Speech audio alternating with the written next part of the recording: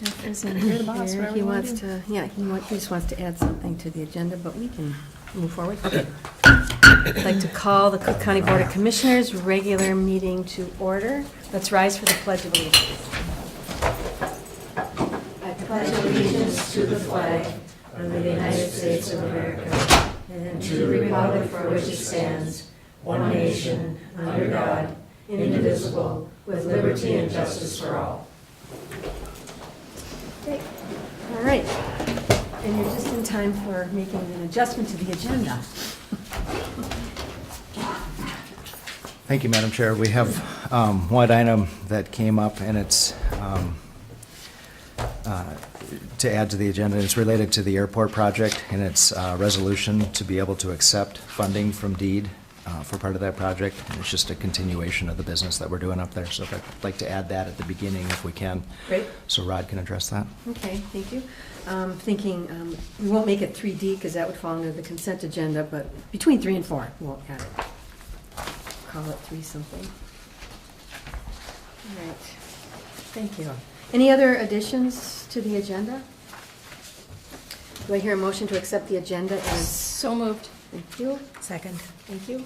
All those in, Brady, you're looking like there's something else. No. Okay. All those in favor say aye. Aye. Aye. All right. Public comment, is anyone here for public comment? No? Consent agenda. Are there any items in the consent agenda that anyone would like to pull and deal with separately? If not, do I hear a motion to accept the consent agenda? So moved. Thank you. Do I hear a second? Second. All those in favor say aye. Aye. All right. So with that, we will put the airport item next. Rodney, you'll fill us in. Thank you. Very good. Thank you. So what you have in front of you is just the resolution that RSNH put together from DEED, and they've been working with DEED for this entire project, hoping to get some funding from them, and apparently they've made some progress with them. But with any DEED project, if the project's done, DEED won't fund it. So as you know, we're in the middle of working on the building, and therefore, if we waited another month, 2 months, they either would not fund it, or the project would actually be held up just to wait for this funding. So that's why it's in front of you as a change, so that we can accept their funds shortly. Great. Which seems like a good thing to do. It's kind of a no-brainer, I guess. Okay. Well, we will find out. We will see. If you want the money, yes. Yeah, if we want the money. Okay. So, Commissioner Storley, do you have any questions for Rodney or comments? or- Well, I'm just quickly going over this. So it's a 209,000 million trillion grant? No, the deed portion is okay. 59,000, I believe it is. 59? Oh, where is that? Is it I on believe here? the 209, that's the total 200 cost of the project Okay. that we're doing. Okay. And they're just providing $59,000 They'll towards do it. the 59, okay. Yes. Okay, well, sounds like it's a good thing that you had heads up on this. Yeah. So you can have that to add to the, will this help complete the building now? Well, it would have been completed before. It's just another source to lower our local share. Whatever deed gives us, indeed lowers our local match by that amount. Okay, very We're good. going to have to use that, we still haven't used all that right-of-way money that we got when we fixed the road up that went past the airport. And we had to pay the federal government, but they gave it back to us. So we're still trying to find sources to not use all of it, so. Got it. This Great. will help. Great, okay, thank you. Commissioner Dukirk? At some point, when we say we're gonna use the construction money from the highway department, it won't be there, but I know for the last 4 years, we keep saying, oh, we have that money if we need it, and we've come across these grants and everything else to help us out, so a huge thank you to RSNH and their staff and Rodney for constantly finding resources for us, and we'll just keep moving forward and chugging along. It's pretty exciting, so, Trying not to use the funds Brady's referring to. yeah. Okay. someone may ask that question. But Commissioner Bershine. Thanks for Thanks. getting more money. And My pleasure. We take all the money we can get, but I know it takes some effort, so thank you for Yeah. that. And Commissioner Deschamps. Well, I think it's great that you're finding different sources of money for the project, so. Okay, good job. thanks. So I would just ask the question, obviously this pot of money that we're trying to not dip into will be available to us regardless. Mhm. So it's not, we're trying to save it for no good reason. We're saving it so that we can We'll use probably it. still use some of it. on Oh, our we'll end Yeah. up using it. We're just trying to Right. use less. Yes, Use less so we can use it somewhere else. exactly. On the same project. Right. Yeah, Right. great, thank you. Commissioner Motion to DeKirk. approve. Thank you. Can I hear a second? Second. Thank you. Any opposed? All those in favor say aye. Aye. All right, thank you, Rodney, for finding more money. We're almost out of rocks. Okay.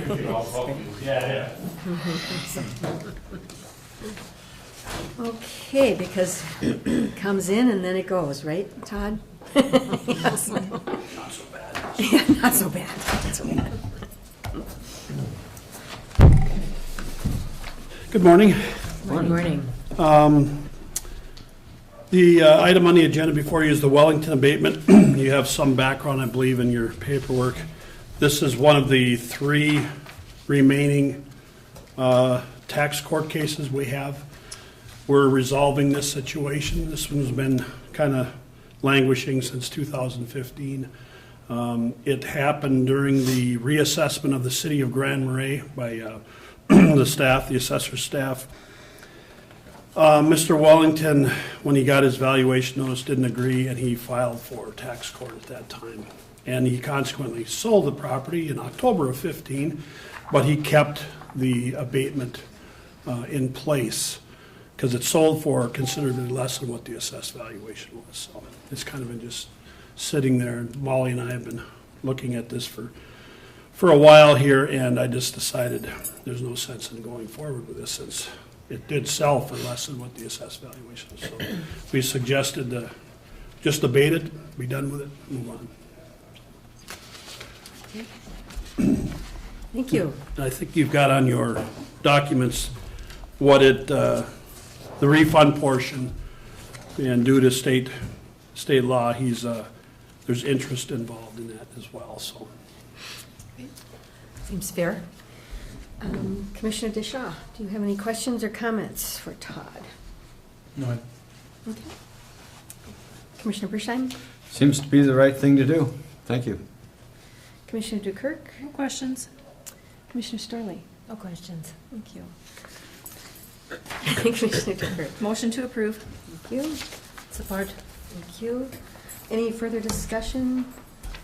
I just had one question just about the process. So it sold for much less, so that is market value.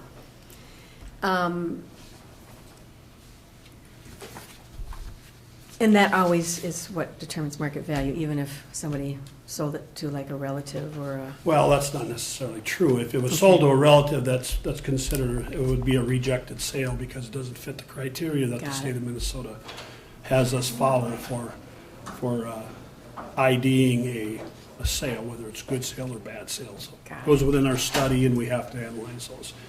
In this case, it was one of the larger units within the East Bay complex. And it just was overvalued at the time based on the formulas that Betty was using at the time, so.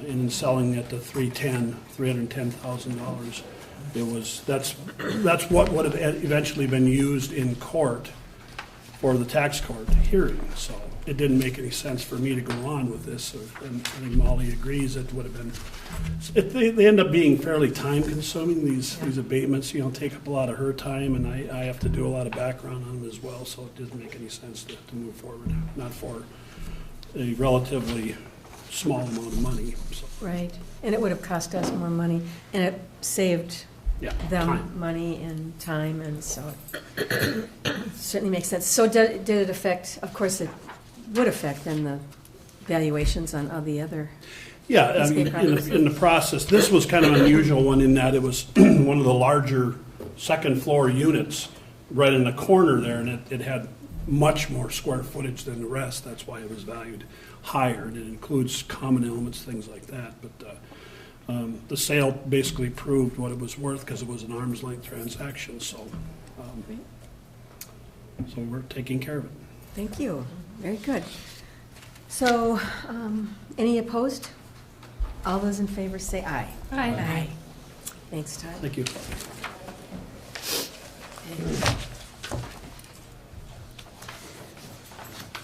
Okay, Sheriff Eliason, you have a staffing update.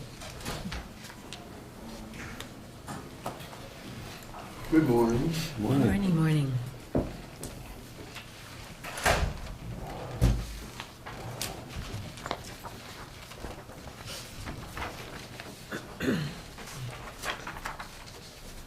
Thank you.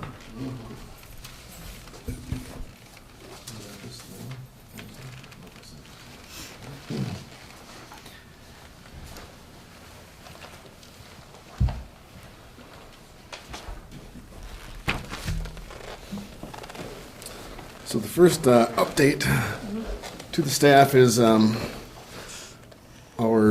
of our deputies, Caitlin, will be leaving as of July 18th.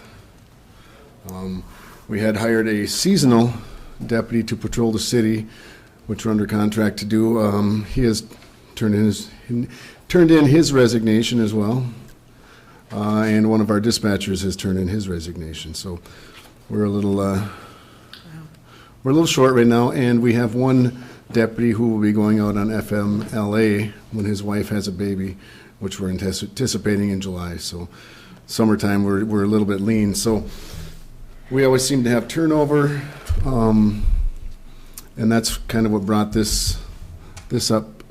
I've started looking at some grant money and talked with Administrator Cadwell about this, and we thought, why not you start using some of this grant money to look at forming another position within the sheriff's office. So what I did is I combined the court security position, the transport officer, because he will be leaving us in August as well, and then use some grant money. So we went actually from 15 positions down to 14, and using grant money, boat and water grant, the Forest Service grant, and some of the ATV grant, and then supplemented with some of my overtime budget, which I have no problem doing, because by having this position, we will alleviate quite a bit of overtime. Putting all those monies together, we were able to come up with a full-time position. Now, squad cars came into question, but we have Stone Garden grants that we get every year. We will start buying squad cars with those grants. So this new position, although it may sound like a bad time for this, is completely funded by grants and combining of the other two part-time positions. Thank you. So Commissioner Starley, do you have some questions for Sheriff Eliason or comments? Well, it's tough to have these people who I'm sure have their reasons for moving on happen all at once. But it looks like you've done a really fine job in reaching out to put some things together to come up with the 75,000, and that, like you said, is for a full-time position. Correct. Okay, so that will take care of the city. Well, this What does that position will take care be, since it's funded by some grant monies, we have to put that percentage, whatever percentage that grant money is, we need to put that percentage of hours in to cover the grant. The rest of it will be for vacation relief. So when we get into situations like this where we are down a deputy or two deputies, we can take this person, put them into the schedule, and cover our shifts that way. Mm-hmm. And plus, they will be doing all of our transports and all of our court security out here. Because right now for court security out front here on court days, we have to use our overtime budget to cover that out there right now. Okay. And between that and covering the night shifts for when Caitlin leaves and the weekend day shifts, we're looking at approaching $90,000 in overtime by the end of September. So that's what we're trying to alleviate now. Great, thank you. Great, thank you. Commissioner Dukirk? Is the stone garden just overtime? Overtime and equipment. Overtime and equipment. So cover most with that. And you don't really need to ask our permission because you're within budget. You've gotten your numbers to work. You're just doing this so that we understand. I mean, we're gonna approve it and give you action. I'm not speaking for the rest of you. You don't have to approve it if you don't want to, but the sheriff has the authority as an elected for his own budget when he's within reason. So I just want to say thank you for bringing this forward, for keeping us in the loop, letting us know what goes on. For the new commissioners, we are unique in Cook County. I know you hear that from me a lot, but I've been to quite a few meetings where the relationship between the sheriff and the county board is not so amicable. So that's why I thank Sheriff Eliason and his predecessors who also carried on that reputation of working with the county board. So thank you. I know this is difficult.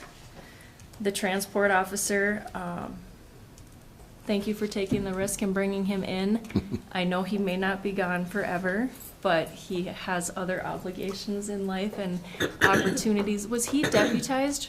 He's a full-time Okay. deputy, full-time licensed, deputy. yeah. So, I'm happy for him, and I have spoken to him, and he isn't 100% one of those that's gonna leave the flock forever. He's already talking about coming back, so I just have to work on his significant other and make sure she wants to come back so we can have him hopefully someday. So, thank you.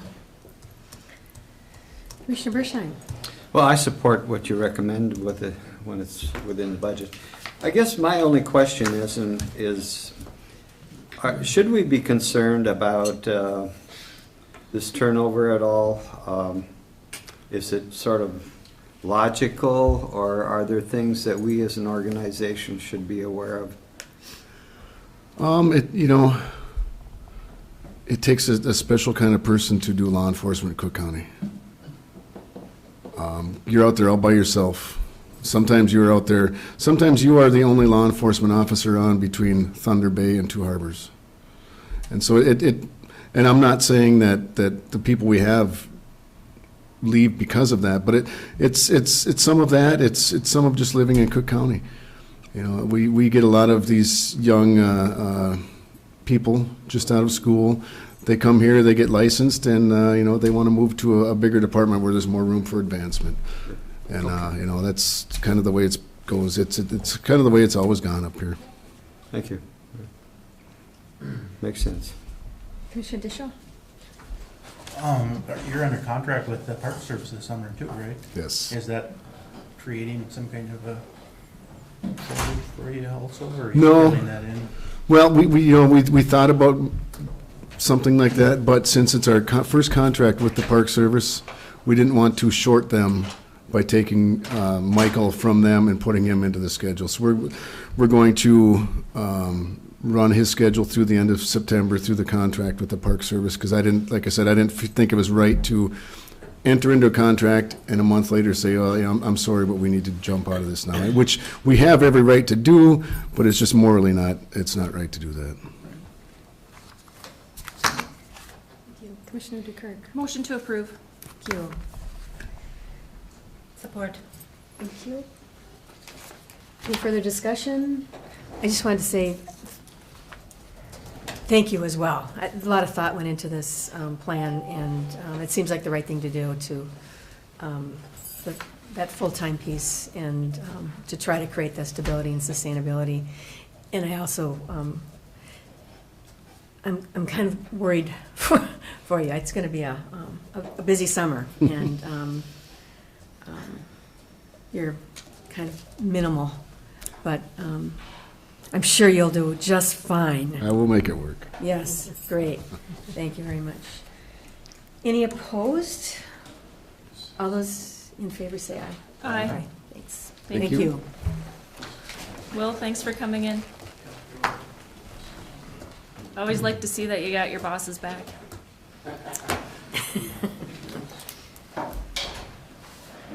Okay.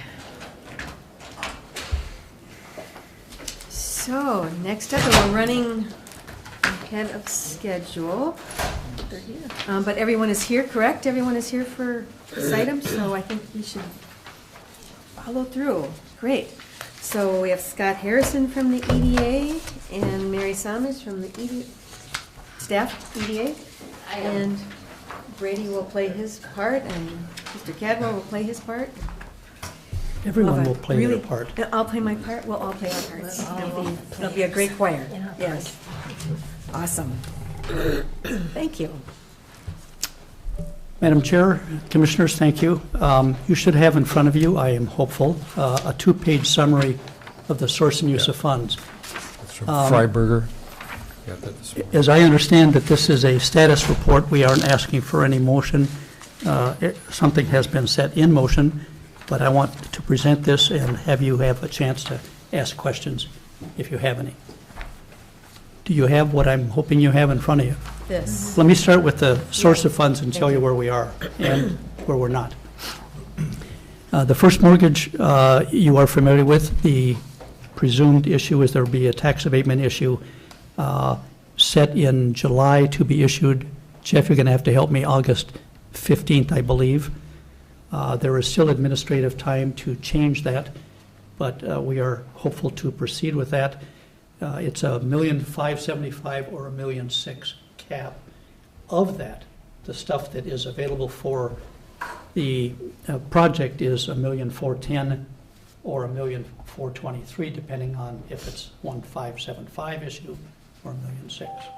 So that piece hopefully is in place and has been talked about for some number of months now. The Greater Minnesota Housing Finance, we initially had, through our developer, One Roof Housing, had asked for $425,000, and we're comfortable that that was going to come home. It didn't. At the moment, we've had to cut back on some of the construction costs, but we are expecting them to bless somewhere between $50,000 and $80,000. The staff is in support of this, according to One Roof Housing. That decision will be made tomorrow by their board in Minneapolis or St. Paul.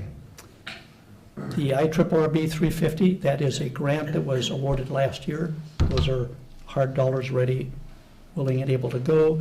The deed workforce grant 325 was granted last year. It is available.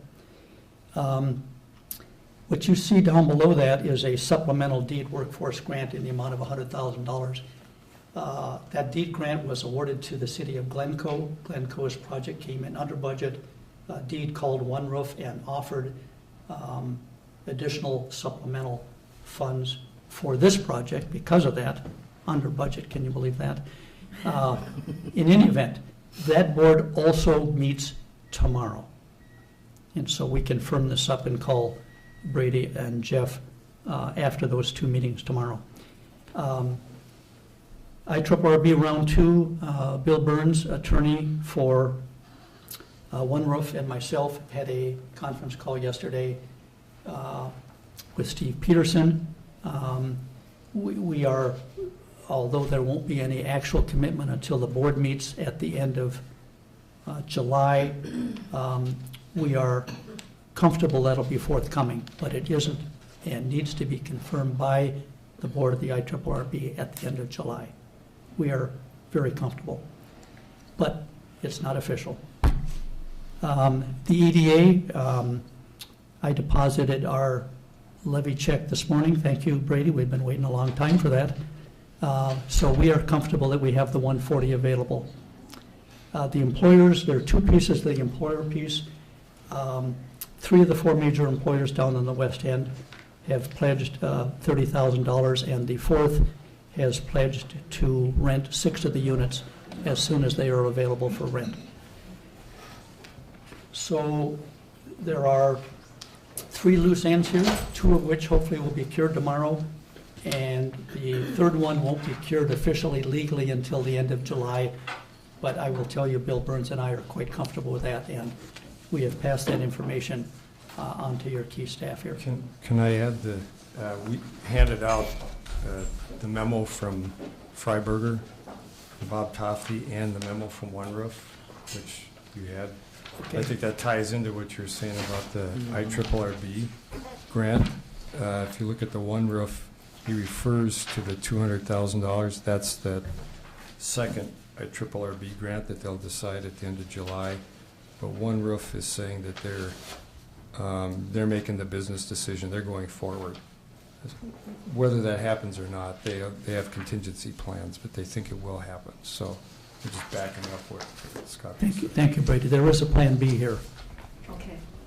So Jeff, correct me if I'm wrong, this is just a status report so we can engage the rating agency to rate the bonds preliminary to the bond issue that Ehlers will coordinate beginning in July for an issue in August. Correct. Time is of the essence here. They have pledged, Dynamic Homes through their dealer Ideal has pledged to have these on the property on or before the 1st of October, and that is a critical timeline because One Roof needs enough working capital in there by November 1 of 2018 to avoid the levy, which is important to the county and critically important to us as well. But that's a working capital problem. If they're short, they can cure with working capital. It doesn't affect the construction development. I'd love some questions. Yes, great. Soft questions. We're going to ask the really hard ones, yeah. But, because we know you can answer. And Commissioner Deschamps, you may not have a hard question, because this is kind of a new project. Commissioner Deschamps has just been with us for 2 weeks, but I'm giving you the opportunity to ask your hard questions or make your comments. Yeah. Or soft questions.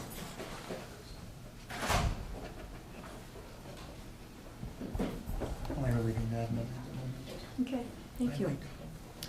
Commissioner Bershine. And thank you for not having any questions. Yeah, yes. Discussion is not over. Well, you know, as the commissioner, the one that had the platform of trying to work on, you know, housing for workers, is I have nothing but appreciation for your expertise, commitment, and hard work, and a lot of pieces had to fit, you know, to bring this about. So thank you and all the others that have been involved. Thank you, Commissioner. This has been 2 years. Yeah. It's about time to Yeah. turn some It's dirt. good. Yes, that's awesome. That's all. Thank you. Commissioner DeKirk. This part's been 2 years, but I'm on my second term of office, and I've been waiting for this since before I got elected, so that's all I'm gonna say. Okay. Thank you. Commissioner Starley. Thank you, Madam Chair. Well, I appreciate everything that's been done and what you're going to do with the money situation. And as I drive by the property about every day, I think, when's that shovel going to turn over? But it's getting closer. It certainly is. I appreciate that. Thank you. And I just wanted to mention that we just had our District 1 meeting last week at the Black Bear Casino. And when I gave a sort of a summary report of what we've accomplished in the last 6 months to a year, when I mentioned the workforce housing and all the work that the EDA has done, I think there were a lot of jealous commissioners, envious commissioners in the room.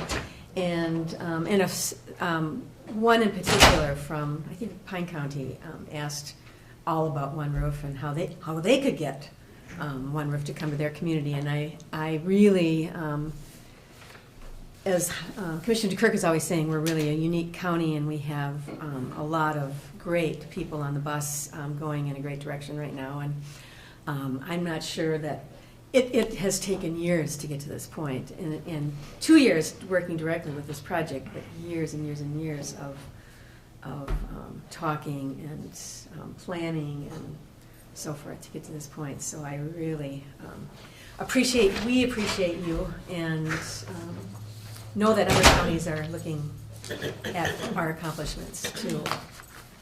Thank you, Madam Chair. Just one other comment. I think that it's referred to in here that on or before the 6th of July, One Roof will order the owner-occupied homes for the land trust model here, in addition to the 16 units there. So, big day. Great. Big year. It's going to be a big year. It already is a big year. Any other comments? Yeah, thank you, Madam Chair. I'd just make a comment that the rest of the process is kind of outlined in the letter from Robert Tofty, but basically the next thing, we'll have an opportunity for an update at our July 11th meeting. But then on the July 18th meeting, the July 17th is when the date that the bonds will be due, but at the July 18th, the last official action of this board in this process will be to award the bond and the final sale of the bonds. So in between now and then, what we've just laid out is what has yet to happen. So Brady and I administratively will be making sure that this is all being represented. One Roof Housing, who is financially responsible, obligated to repay these prepaid tax abatement payments, has made the commitment that everything looks good to them, they're going forward. So unless something out that we can't anticipate at this point in time happens out of this order, that's the next thing that we'll see is on the July 18th board meeting, a final resolution, and Bob Tofty will be here to present that and walk through that process. So we really are there. July 6th is a big deadline, and July 18th is going to be a big day in this process too. And so I know it was in the papers, but I wanted to say it as well. And Brady, is there anything else administratively in the process that we want to make sure is part of today's record? We'll talk with Bruce Kimmel and Standard & Poor's again tomorrow. Just because it's been so long, they're going to do just a little follow-up. We've already had the rating call with them, but then they go to committee, and then we'll get our rating issue, which we expect will be good. And I don't see anything changing in that regard. Nothing in our finances have changed, so. Thank you, Madam Chair, Thank you. Commissioners. Thank you very much. Thank you. Thank you. All right. Okay, so we have George Wilkes from the Cook County Chapter Citizens Climate Lobby and Olia Wright from the Nordic Nature Group presenting Citizens Climate Lobby. Yes, and we are here. So I just got to say, this is a tough act you're following, but I think you're up for the task.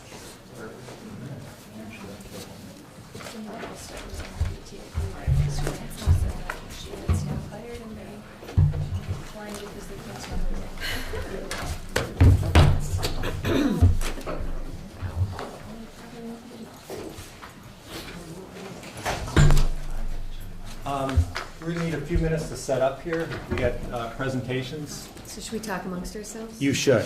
Might be just a couple of minutes if you could. Maybe a good time for a short break. Well, we just got here. But, well, we could move into, Employee concerns. yeah. Took the words right out of my mouth. Yeah, instead, Jeff is involved in this, so we won't go into his We update. but- won't talk for Jeff. Yeah, but employee concerns, commissioner concerns. I'll start with Commissioner DeShaw. Yes, this is the perfect time. from your grandpa. That's it? Like no ceremony, no? Well, this is what we're talking about. Should there be a ceremony? I know. Should there be a, yeah. I mean, it seems like we should. What do we do? A little fancier. Okay. Yeah, I'd like to. We can bring the drum group in and the flags on. Awesome. Can we do that? And then that gives us time to buy a pole to put it on? Yeah, because I don't want to tack it to the wall. And then it could go right next to that one there. Can we set that up? So we're talking, I know you're busy with this. Are you busy with this right now? We're talking about the Grand Portage Flag. Okay. And I'm thinking we can just set up a time maybe for the drum group to come in and present the flag. Okay. So it's a little bit more ceremonial than just bringing the flag If in you'd today? like to bring I can bring the drum group in. Just Do the talk flags on 'em and- just talk to me about the schedule, and if we get it on a couple weeks ahead of time, then we'll be good. We have to get a poll. Everybody's gonna. Order a pole. We might have one in that closet. Actually, I'll look later. But yeah. Extra flag poles. If I could bring John Moore in. Yeah, that'd be great. Cool. Thank you. Do the presentation to the board. Yeah, that's awesome. That would be great. It's a big deal. That would be great. Fantastic. Okay, we'll just continue. So, anything else, Commissioner Deschamps, or is that, you said a lot? Yeah, and do you need No. one here? No. Two? Yes. Commissioner Bershheim, anything for commissioner concerns? No, I guess I don't. It's okay. Everything's going fine. Yeah, and. I'll do an interview on WTV this afternoon. Okay. Oh, that's right. Yeah. It's the afternoon now. Yep, it's our new Okay, process. I'm glad you mentioned that. Heidi was first one. Okay. Okay. Yes. How did that work? Pretty good. Okay, We hit 10 minutes right on the dot. okay, and they taped you and then they played tape it it, in the yep. morning at the Played it in regular the How time. many times do you have to edit it? He said he's going to edit himself, but not me. So Commissioner Dukert, do you have any commissioner concerns? I do. After the beginning of this year and different comments made, I've been working on things that elected people and commissioners should not do, which is say always, every, never, and on and on. And Commissioner Bershheim pointed out to me when I was talking about reviewing the dog mushing ordinance, I said we will never review it. I don't want to ever, but Say never? he's right. This board has changed numerous times since I've been elected, and things could happen, so I apologize, but I just felt really strongly about the subject, so I will continue to practice to not say always, every, never, To ever. never say never? Yes. Yeah. Way to go, way to go. So thank you, Myron, for pointing that out since it went out on the radio, but that's all I have. Okay, it's hard to change our ways. I know. Commissioner Starley, do you have something for I don't, because I commissioner think George is ready. Okay, very good. So we shall move into the presentation. Welcome. Thank you. It's great to be here. There are a few groups and many citizens in Cook County that are concerned about climate change. And several groups are represented here today to express our concern about climate change and to ask for your assistance in coming up with climate change solutions. We have the Nordic Nature Group, represented by Olya Wright, and she'll give a short presentation about her work with the City of Grand Marais. They worked with the city to pass a climate inheritance resolution a couple of months ago, and she's going to talk to you about that.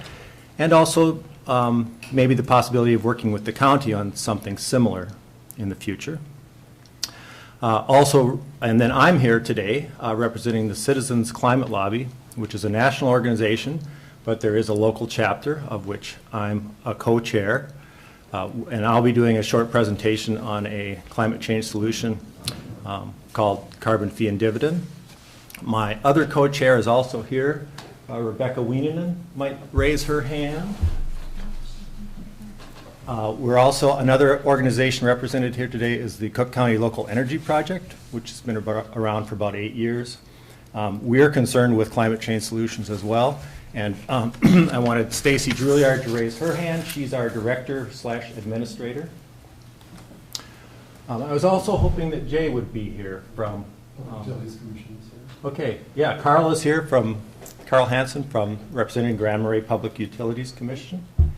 And Mayor Jay was also going to be here, but apparently he's not, so. Yet. Not yet, yes. He might roll in on his bike soon, I hope. Let's see, did I forget anybody? And I see there's quite a few citizens here as well. So to frame this just a little bit, I think what Olya is going to talk about is local solutions to climate change that the city, the county, and citizens can all do. And then what the Citizens Climate Lobby is going to talk about is more of a national solution or a national approach. And we need to do both, I think. So Olya is going to start off here. And after she's done with you, you may need a little break. And then I'll have a presentation after that, but you can decide, and I think we're ready. All right. Well, thanks for inviting us. My name's Olya Wright. I'm the leader of the Nordic Nature Group. There are more Nature Group naturalists that weren't able to attend because they're all busy with summer right now.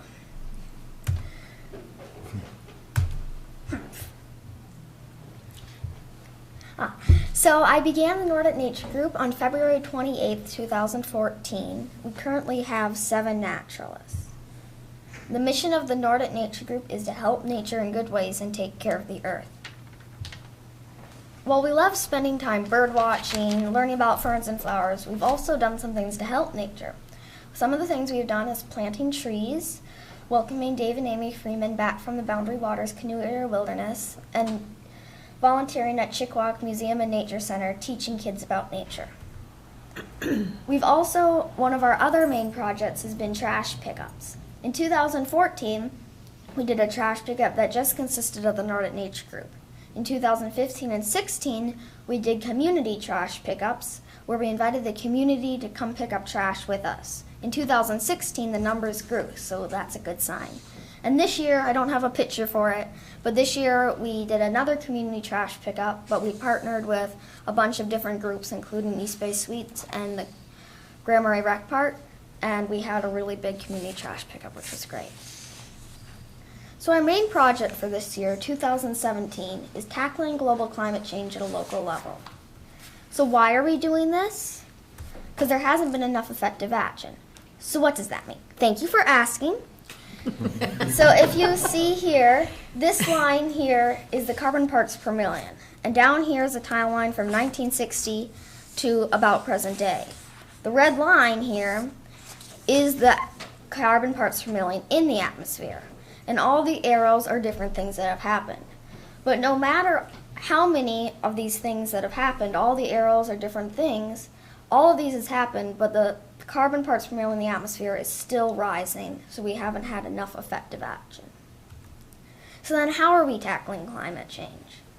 So the Nordic Nature Group is now working with iMatters. iMatters is a youth-led organization that believes we need to do something about climate change. And I have a video about them if it will let me play it, that is. And it's telling me there's no internet connection, which is odd. So let's see if I can get connected. 1 minute.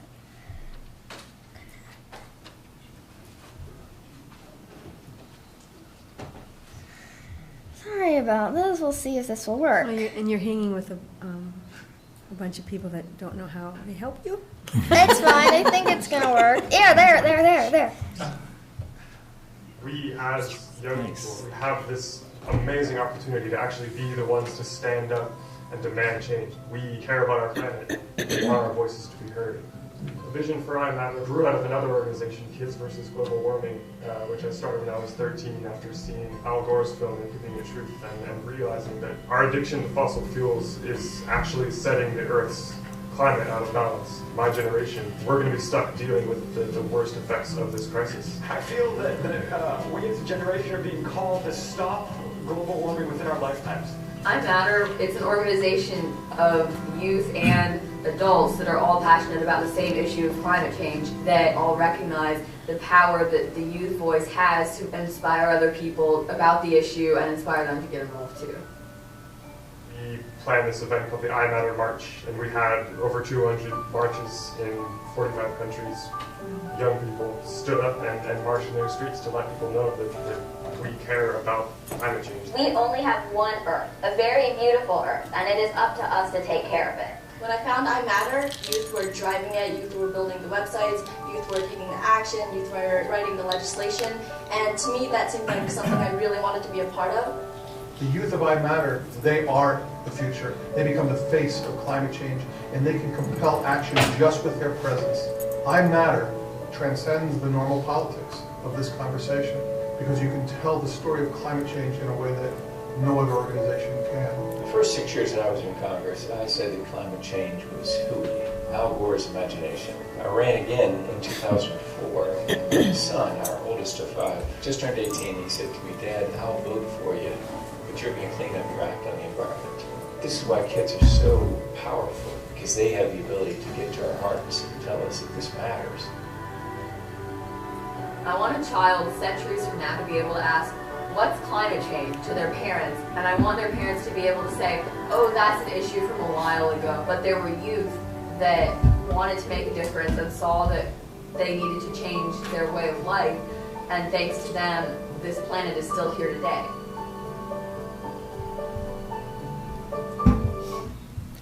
So here's the path that we followed. So step 1 is we met with the city administrator and mayor of Grand Marais. Step 2 is we calculated the grade using the report card tool that iMatters provided. Step 2.5 is we worked on a plan that helped find funding and expertise for Grand Marais to create a climate action plan. Step 3 is we mobilized the community to deliver the report card and climate inheritance resolution to the City Council of Grand Marais. And step 4 is we presented to the City Council of Grand Marais and continue to work together and still are. So here is the report card that we used the tool to generate. In Zero Emissions Plan, we got a D+. We did not have a plan, but we got credit for an energy plan created by Cook County Local Energy Project 6 years ago. In renewable energy, we got a B because 17% of Grand Marais' renewable energy is generated. Grand Marais' energy is generated from renewable sources, and that is above the national average, so we got more than a C. In waste, we got an F because the amount of waste increased from the 2 years from 2014 to 15, which were the 2 years we were studying. In carbon removal, we got an F because Grand Marais hasn't been doing anything to remove carbon from the atmosphere. And in youth involvement, it says none because you can get a possible half+ in your grade if you have youth formally involved in decision making that has to do with climate change and the environment, but Grand Marais did not have any. So all these factors brought the overall grade of Grand Marais to a D+. So it's not just a grade, it's a solution we wanted to present to them. We didn't want to just go say, here's your D+, have fun, it's not a good grade, have fun with it. We wanted to bring them a solution so they could improve their grade, but while they were improving their grade, they could also help the environment. So what we presented to them was a Youth Climate Inheritance Resolution. Here is what in this video, Mary June Wharton, she's a naturalist of the Nordic Nature Group, age 9. She will explain what our resolution asked. She was the last of the 5 speakers that spoke to the City Hall on February 22nd, and she was presenting specifically on the Youth Climate Inheritance Resolution. We are asking in our Climate Inheritance Resolution for Grand Marais to commit 3 things. 1.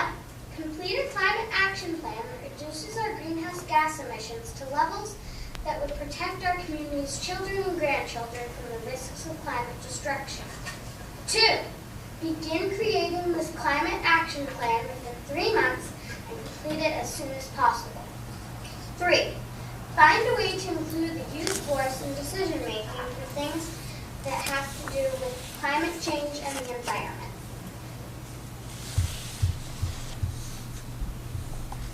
So Grand Marais ended up passing our Youth Climate Inheritance Resolution, and when they passed it, there were 50+ people in the audience, which is over the capacity limit for the City Council chamber, and we gathered 112+ signatures from around the community.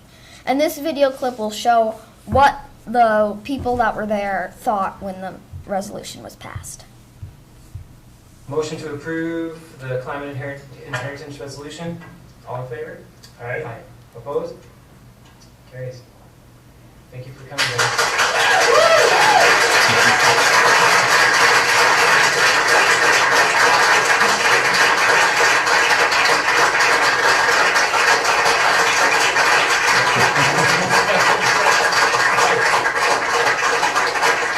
Yeah, that's topic for Thursday.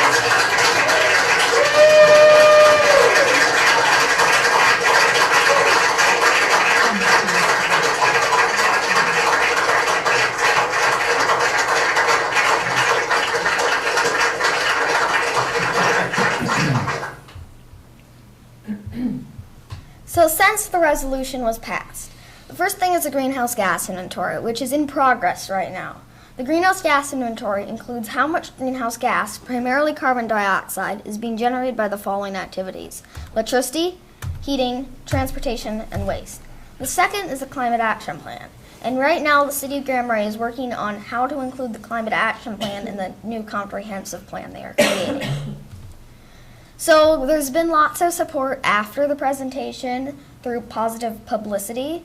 There's been multiple publicity. There's been lots of publicity, as you can see, after it was passed. And so then now, what is the city and the Nordic Nature Group currently working on? Right now, the city is working on how to include youth formally in decision-making. They're working on continuing moving forward on the climate action plan. And they're working on receiving funding to help hire a Green Step climate action plan coordinator.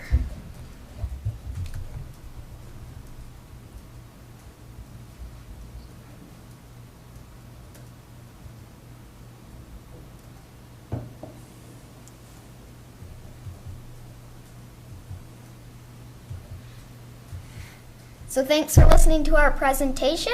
We really enjoyed working with the city on this, and we hope that sometime in the future maybe we'll be able to do something similar with the county. So any questions? Thank you, Olia. And yes, we will have questions. Some excellent ones, I'm sure. Starting with Commissioner Storley. Thank you, Madam Chair. Well, I think it's wonderful and delightful that you have a vision at your age, because I remember growing up and I took everything for granted. Get in a car, travel, use gas, burn your garbage in the backyard, you know, those types of things were from my era, maybe the rest of your era here. So with your fresh eyes, this is really opening my eyes to where we are today and how we use the fuel and how we use all these things in our life with a different perspective. But I want to ask you, how do you describe waste? Okay, so the waste factor, I'll answer this as best I can. So the waste factor is, I believe, humbug. How do I explain this? You can ask help from your... Who did you call to find out about the waste? Oh, well, anyway, I'll explain what I know. So what I did is I called the North Shore Waste and got the information about the waste. Because what it shows in the waste is that when it increases, that means also that the recycling and composting is decreasing. So that's more things going into landfills and creating trash. And I think it releases greenhouse gases, but I don't remember how it does. Through the transportation. Oh, maybe through the That's transportation. One of them. So you found out that recycling is getting less and like trash pickup is getting more? That was, I don't know about last year or this year, but that in 2014 and 15 that was correct, yes. Okay, very good. Well, thank you. It was a great presentation. No problem. Commissioner DeKirk. We just had Tim Nelson in here not that long ago talking about our recycling days and how he thought after he had the first electronics recycling day, that would be it. And he was mistaken, and we continue to have more and more. And as many of you, if you're in town, have noticed, the line goes all the way down the street for electronic recycling. So we are a consumable group of people in our community, and then we have the tourism. So thank you for bringing attention to this, and I hope that you and your youth group will be able to work with our land services department and our parks and rec on how we can do more to work on this. And I'm really happy that your resolution has 3 points. It makes it easy to work with. We have resolutions that come in that are 2 pages long, and it's kind of hard to weed your way through it. So when you get right to the point, it's very helpful. So thank you. Commissioner Bershine. Well, I'd like to thank you, Olia, for your leadership, and it's great to see our youth get involved in something, and it definitely has a positive factor in influencing those of us that have been concerned about this for a long time. And it's really interesting point in time that we're at, and the efforts of all of us that are here really, will have an impact on our future. And as a public policy, board and working with the city, I certainly am supportive of all these efforts. Thank all of you for that. Commissioner Deschamps. Yeah, thanks for your work. I was wondering if you ever thought about bringing their presentation up to the Grand Portage Tribal Council I haven't, but I could. and talk to them. 'Cause I know Norman is a supporter of recycling and whatnot there. We heat 2 of our facilities with biomass, our big facilities with biomass. We worked with John a little bit, and it wasn't quite feasible to put up some wind towers, but hopefully in the future we will be able to. But great work. Thanks. I just wanted to say thank you and great work as well. And I'm curious, so 2014 sounds like it was the start and it was a baseline. Am I right? On Sort of what? like a baseline collecting data. So for instance, you spoke with North Shore Waste. Mm-hmm. And you got a feel, I imagine you collected some statistics from them at that time? Well, What I'm getting at is, how will you know? And maybe that is not part of the plan yet, but I'm kind of a data collector. How will we know if it keeps increasing? Yeah. Okay, so we would have, they're not all that great about tracking. It took me quite a few phone calls to actually get some information. So currently they aren't really tracking it super closely because it goes down and they have to get the information from Duluth or something like that. So right now I don't know if it's kept increasing. It definitely increased between 14 and 15. But the way I would find out right now, and unless we set up something for them to like report to the city, which might come with our climate action plan, right now you just have to call them and say, what is the waste amounts for 2016? And then they give it to you, I don't remember, they give it to you in some odd measurement and you have to transfer it over to tons and then compare it and so on. But so we'd have to go through them again right now. And I'm thinking that there might be ways that other people can help you with those statistics, because I'm sure things are measured some way.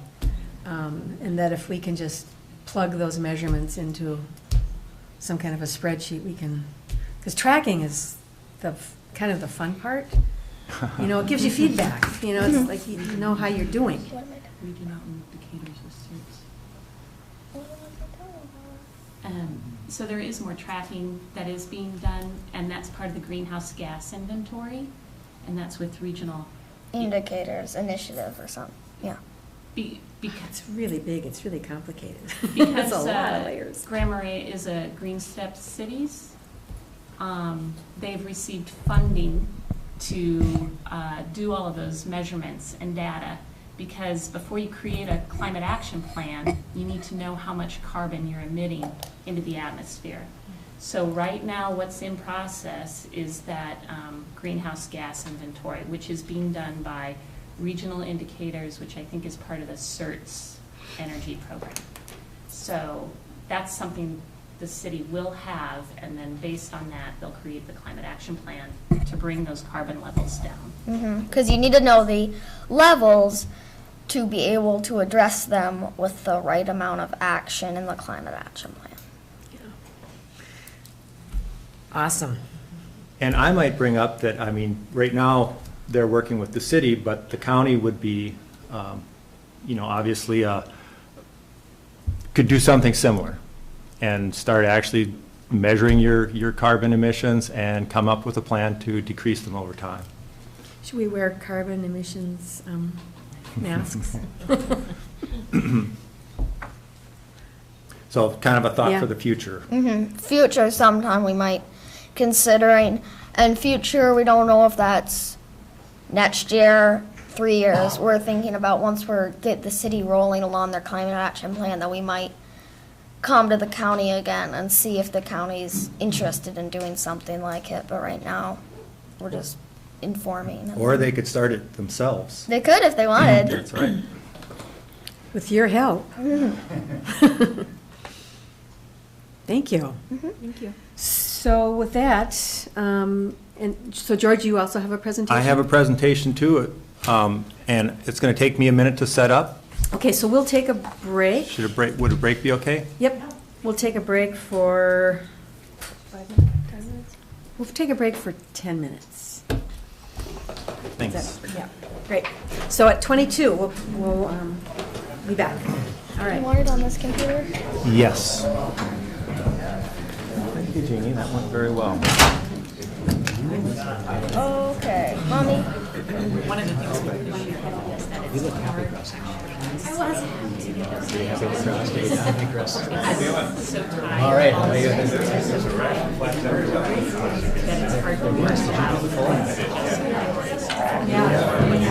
Here, George, which one do you want? This one? 2.01. Let's see.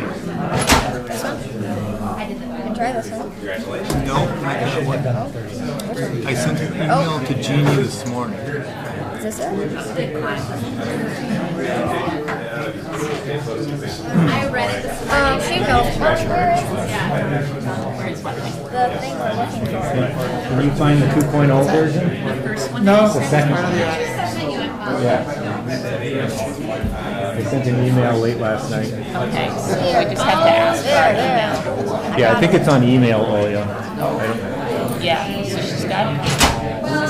It's 9:51, yep, there we are. That is it, okay. Summer, right? Good. Because you sent it about 10 o'clock last night. Yeah. I didn't. No, I messed up my. Oh, thank you so much. Save to send that. Now, you probably know around here better than us. Yeah. I don't feel bad about missing this last one.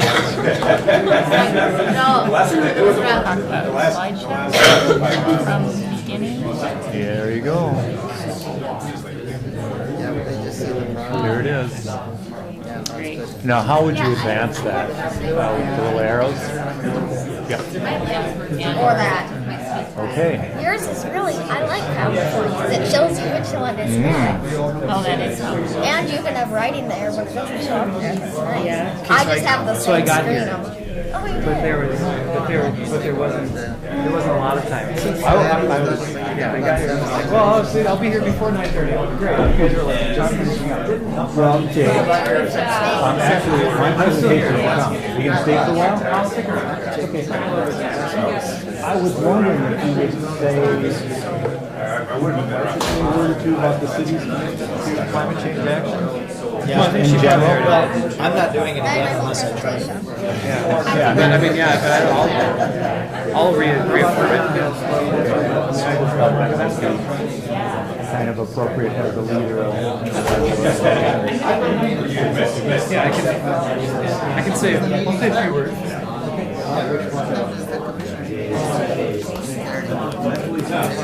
Yes, that went very well.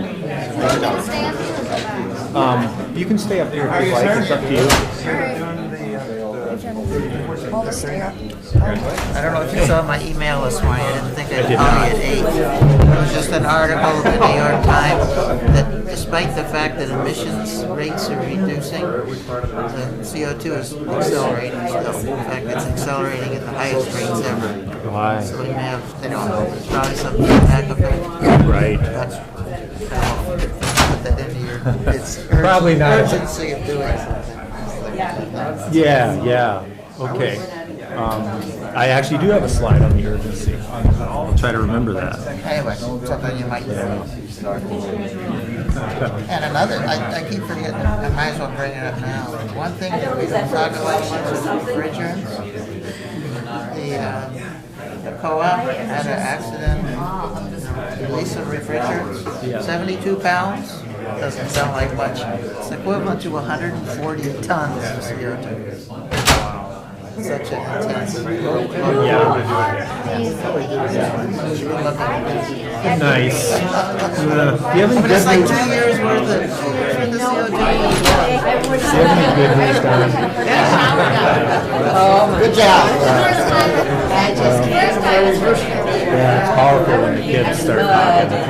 Good grief. Biking together, splashing each other. Yeah. You know, I do it 10K wilderness. Well, On the yeah. 4th of July, we're going to get a t-shirt. And when you get on parts of the Snowmobile Trail, and this year's Yeah, thanks for coming today. you know, I had to ride up to the knees, I almost lost the shoe. It's like, but even the bike. Yeah, it's, Yes, now you still realize you're probably doing thinking after that excellent presentation. I have a friend. So I hope you can live up to your expectations. Yeah. Yeah.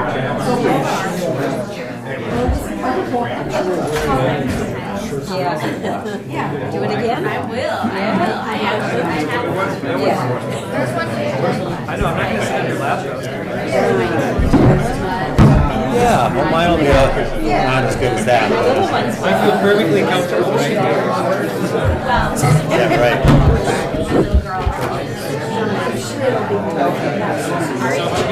It'll be okay, and it's a good idea, so I guess.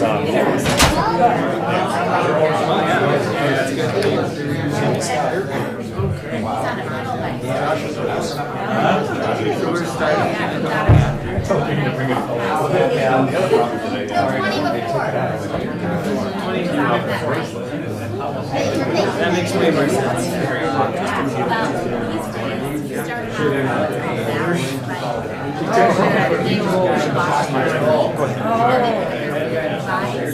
No training wheels.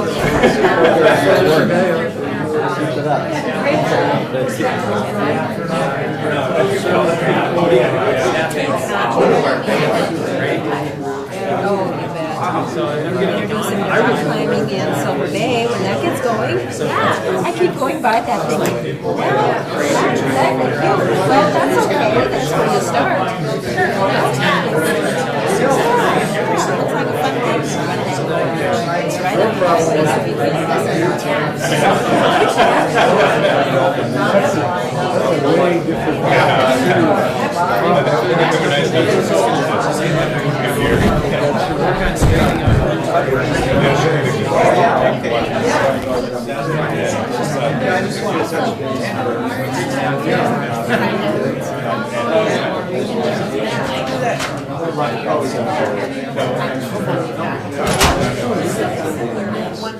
There's a lot of stuff, right? It falls into very specific categories.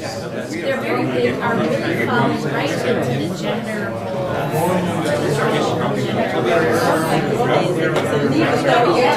trying to do the crossover. It just takes time. That does not last.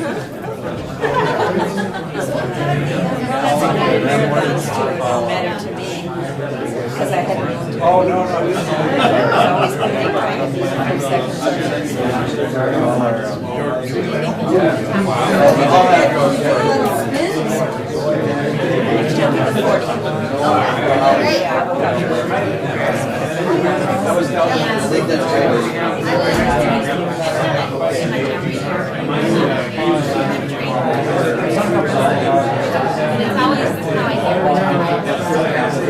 That's right.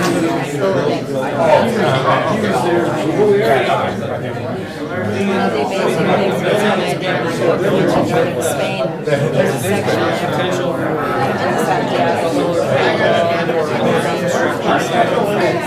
destination.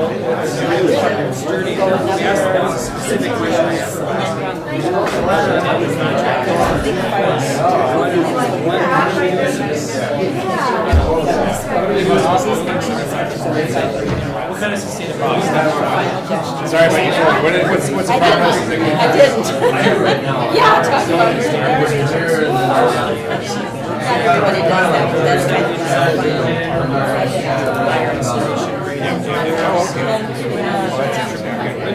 no, I wanted to. And I didn't. Yeah, we'd always talked about that, and I went to September. I did a field tour with and so they were 25 and I wanted to guide it there because we've been through so many historical towns. We could have lunch in a town or stop in a cathedral, and I wanted to know about it. I didn't want just to go to the village. So, but it was very the most miles we ever did one day. We have a lunch. I'm going to call us back. Well, I should get ready here.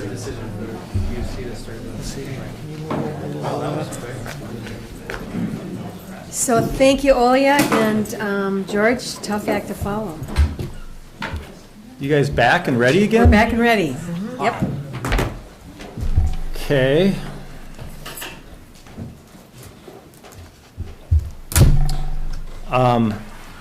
Yeah, so Olya talked about kind of local strategies to find solutions to climate change. I'm involved with a national organization called Citizens Climate Lobby that's working on a national solution, which of course really makes a lot of sense because it's a national problem. And I'm going to take you through that. That's us. There are lots of chapters throughout the nation, 22 in Minnesota. There's one here in Cook County, one in Two Harbors, one in Duluth. And it's growing rapidly, as you can see from the numbers just last year. This is what we do. We go after our congressional delegation and lobby them for climate change solution action. So we've been in contact with Representative Nolan and Senators Klobuchar and Franken. They know who we are. And this is our vision.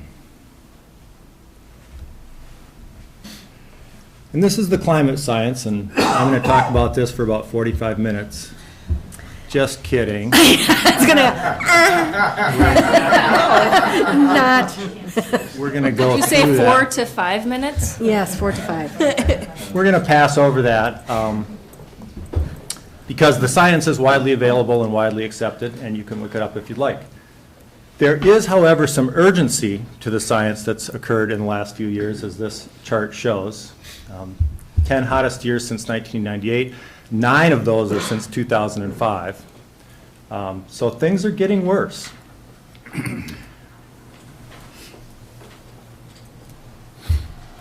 And that creates some urgency. I mean, I think 10 years ago, climate change was a subject that was debatable. You could still kind of say the science maybe isn't that clear. The effects weren't that noticeable. In the last 10 years, that's really changed. The science has clarified, it's become more solid, and the effects, unfortunately, are getting much more evident. So there is some urgency to this issue that's developed in the last few years. And unfortunately, I'd like to spend a few minutes on the impacts of climate change, because I think that really is what drives action on this, is that the impacts of climate change have become so serious that we really need to do something. So if, you know, I hate to go through this, but I think it's worth doing in public every now and then. The primary impacts of climate change are drought, flood, sea level rise, increased frequency and severity of storms, ocean acidification, and those are kind of the major impacts. Those are the primary impacts. What's more troubling and worrisome for us is the secondary and tertiary impacts, such as famine, disease, refugees, economic disruption and collapse, political instability, social disintegration, civil war, and just plain old regular war. So basically, the very worst things that can happen to people are going to be made worse by climate change. And it's not just a possibility, but scientists are telling us it's a probability. So it's a pretty serious situation. And so really, climate change is a humanitarian crisis. And I think that's the way we need to think about it.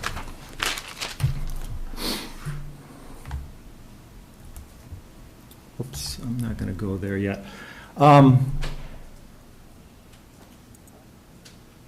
We talk about the impacts of climate change, and oftentimes we think of the local impacts, and we think of things like Lake Superior is warming, fish species might change in the lake, change in the forest composition, maybe little increased risk of wildfires, loss of ski season. You know, our ski season might be shortened, an impact on our tourism economy, things like that, local effects. But again, the real threat to the people of Cook County is in several decades when the global economic, social, and political disintegration happens. That those sorts of effects globally are eventually going to come back here and affect our economy and our political structure and our social structure. So that's, I think, the real worry. It's bad enough to have these local ecological effects and maybe economic effects, but it's the global effects that will come back to us that are most worrisome. And the worst things about climate change aren't going to happen here right away. I mean, we're not going to turn into a desert. We have the political stability, the institutional stability, the economic resources to weather some of these climate change effects. Other places in the world, poorer places, poorer regions, regions without as many resources, more vulnerable areas are going to suffer worse effects. But eventually that will come back to affect us as well. And that brings me to this slide, and there's really an element of social justice in the impacts of climate change. Again, the poor nations, the nations with less resources institutionally and economically, are going to suffer more. So if a severe drought hits California for a few years, the United States can weather that. You know, we have the resources to deal with it. If Superstorm Sandy hits the East Coast, the United States can handle it in a way. That's not true in Africa, some places in the Middle East, other areas of the world. Those sorts of climatic disasters are going to be much more damaging. So that's a social justice issue. Also within wealthy nations like our own, the people who are going to suffer from the effects of climate change are going to be the poor people, not the rich people. So when Mar-a-Lago floods in a few decades, it's not going to be the members that are going to bear the cost of that. It's going to be the poor neighborhoods in that area. And then the last little piece of the social justice issue is that it's the wealthy nations and the wealthy people in the world that have created the emissions in the first place. So there.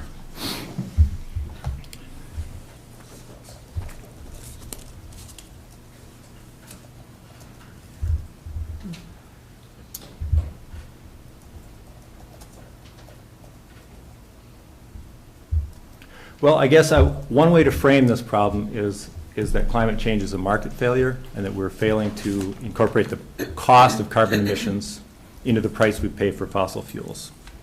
And I think that's really getting at the root of the problem and is a helpful way to look at the problem.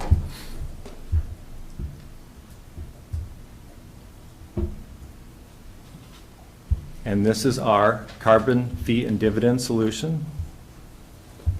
You'll have to apologize. You can tell which slides I created and which slides others created. Mine are the very simple ones.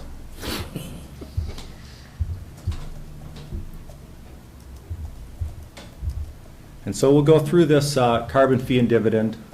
It's got some nice attributes here that you can see. Simple, effective, achievable, market-based, based on conservative values.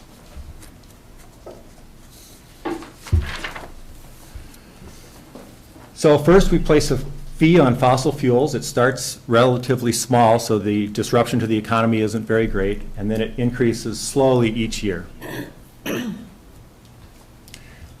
that fee is placed on fossil fuels at the mine, the well, or the port. So really a fairly simple thing to do. There aren't that many of those things. 100% of that net revenue is returned to U.S. households on a per capita basis. Adults get a full share, children get half a share, up to 2 children. Pretty straightforward. And then this border adjustment protects U.S. businesses from dealing with other countries where they don't have a similar carbon tax. So there's tariffs placed on imports from those countries without a similar carbon tax, and there's rebates given to exports to other countries without a similar carbon tax. Rebates given to the U.S. businesses exporting to those countries. And the rebates cancel out the tariffs, or somewhat cancel each other out. So that's the basic idea of the carbon and dividend policy. Fairly simple, fairly straightforward. Obviously a big deal, but there is some simplicity and elegance to it. It's another way of looking at it with some fancy graphics.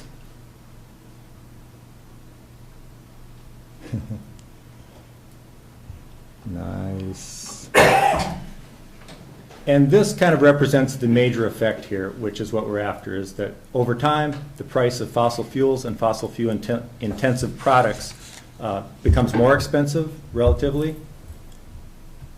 And then and non-fossil fuel intensive fuels and products become cheaper over time. And that results in using less of the carbon intensive products. And that's what we want to do.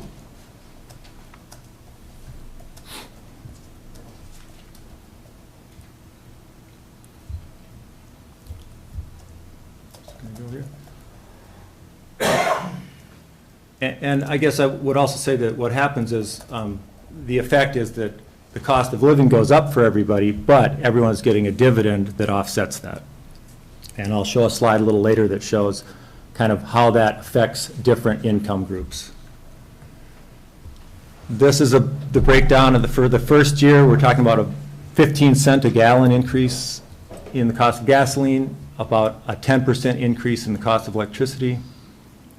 The next year, it's a little less than that in both cases, and then that happens again each year. So that's kind of the extent of the increase in energy prices. Pretty significant, but not awful. And again, that's why it's kind of designed that way, is to not cause a huge disruption to the economy. Charging the fee at the point of extraction is fairly simple because there just aren't many wells, mines, or points of entry. So it can be done. All those things are already regulated and taxed, so the system is in place for collecting the fee. Wouldn't be that hard to do. Revenue neutral is important because conservative values don't like the idea of the government taking in money and then deciding where to spend it. In this case, the government acts merely as an accounting service, takes in the money, but then distributes it completely. So there's no deciding where to spend it. And that makes it politically viable.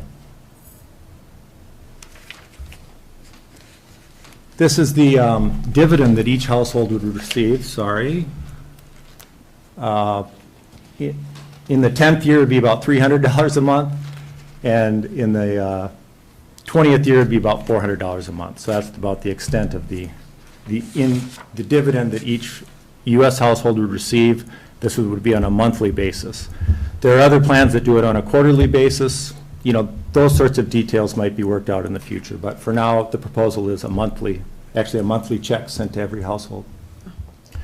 These are the agencies that exist now that would administer this program. Social Security, Treasury, Customs, perhaps the IRS, although there are those that don't have a real high opinion of the IRS, so maybe, maybe not. Again, that's kind of to be decided. Administrative costs are, you know, significant but not outrageous. And this is the good part. And we'll go through each of these one by one. The effects of carbon fee and dividend. For those of you who can't see the screen, or maybe most of you can see it. A lot of this information comes from a study that was done about 2 or 3 years ago by the Regional Economic Modeling Incorporated. And I wanted to stress that this is a really mainstream, highly respected economic research organization that has done work. It's nonpartisan. It's done work for Republican states and Democratic states, done a lot of work for big corporations here and abroad. So it's not an environmental hack job. You know, it's not an environmental study done by an environmental group. This is really mainstream and reputable study that was done here. And you don't have to just take my word for it. You can go check it out, but that's the case.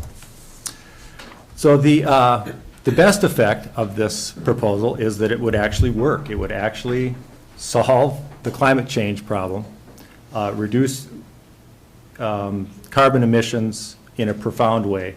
And this chart shows kind of the historical carbon emissions from 1850 there all the way up to the present. And then at the present, you see the little blue line is without carbon fee and dividend, and the yellow line is with the rapid decrease in carbon emissions. That's with carbon fee and dividend.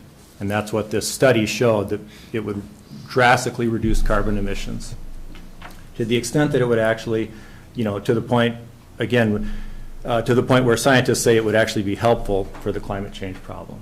So that's a, I think that's a really hopeful, tremendously hopeful outcome, expected outcome. This is GDP from 2015 out to 2035, and this is GDP in addition to what would have happened without carbon fee and dividend. So this is the effect of carbon fee and dividend. You can see it's a positive effect on GDP out into the future. And it's important that these figures do not include any adjustment for the value of avoiding the effects of climate change. So it's not like they're saying, well, we're avoiding all these hurricanes and floods and famines and droughts. That isn't even included in here. This is just straight up what the effect on the economy would be projected out into the future. So GDP growth, same thing with jobs. 2015 to 2035, we see a significant increase in jobs. Both of those are the result of the carbon fee and dividend policy would basically be shifting a lot of money from the fossil fuel industries into growth industries of renewable energy and energy efficiency. And just that shift would stimulate the economy, and also those industries, the non-fossil fuel industries, are much more labor intensive. So the effect on, that's where the positive effect on the economy comes from as a result of carbon tax. And I think, we've all heard in the past the knock on a carbon tax is that it would hurt the economy. And what studies are showing is that that's just not the case. This is we're going to look at it regionally. I have a regional slide here, and this is the regions broken down. You might pay attention to Texas, Oklahoma, Arkansas, and Louisiana. They're the outliers. And here's regional economic, or gross regional product. And you can see that it's positive for all regions within the U.S. except for the West, South, Central, which again is Texas and Oklahoma, and that's because of all the oil industry jobs down there. So clearly something would have to be done about that, but I just wanted to share that with you, that's part of the study. It's another aspect, another benefit of carbon fee and dividend. It really provides some clarity for investment and allows investment to flow into renewable energy that hasn't been able to do so up to now because the economic signals are not correct and also are too variable.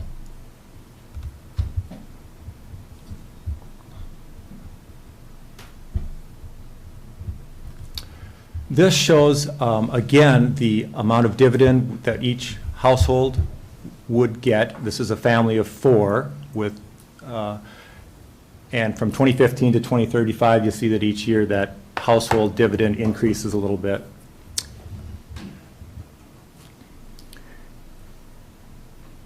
And again, that basically offsets the increase in the cost of living that's caused by the fee, which makes fossil fuels and fossil fuel intensive products more expensive. And this is an important slide. This shows the effect of the cost of living increase and the effect of the dividend over different income groups. And so there's 5 quintiles.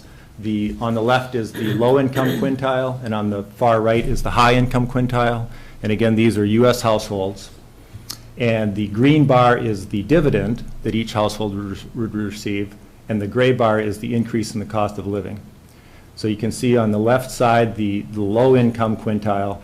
Well, first of all, you can see that the dividend is the same for all quintiles because that's on a per capita basis. And that's the $250 there, that is $250 per month. So that's what each household would receive across all quintiles. But the interesting part is the cost of living increase is lower for the low income quintile and then kind of is a wash through the middle 3, and then the cost of living increase exceeds the dividend for the high income quintile. And so that shows you there's a slight progressivity to the carbon tax as proposed. And that's basically just the result of wealthier people are buying more stuff and using more fuel. So it kind of makes sense. There's some justice to it. And the real takeaway there is that it's not going to be harmful to low-income folks.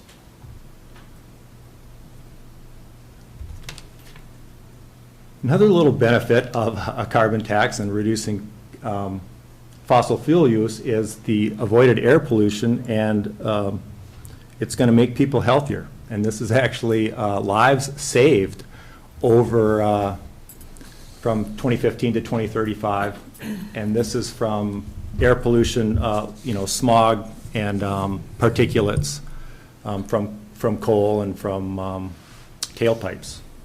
And this information is from the, I think, the Center for Disease Control.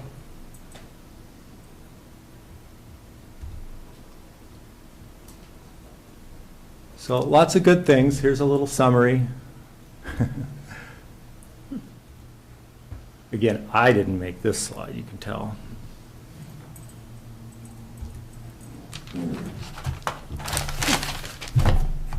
Okay, whoops, is that in there? This is a British Columbia did a similar revenue neutral carbon tax for a few years, and this is a graph of their carbon emissions that it shows that the carbon emissions went down over those years. GDP and jobs were up over those years as well. So kind of an example of something that was done, it was just done for a few years, but the effects were pretty positive. We're going to take a little break. Big on breaks. There we go. Oh.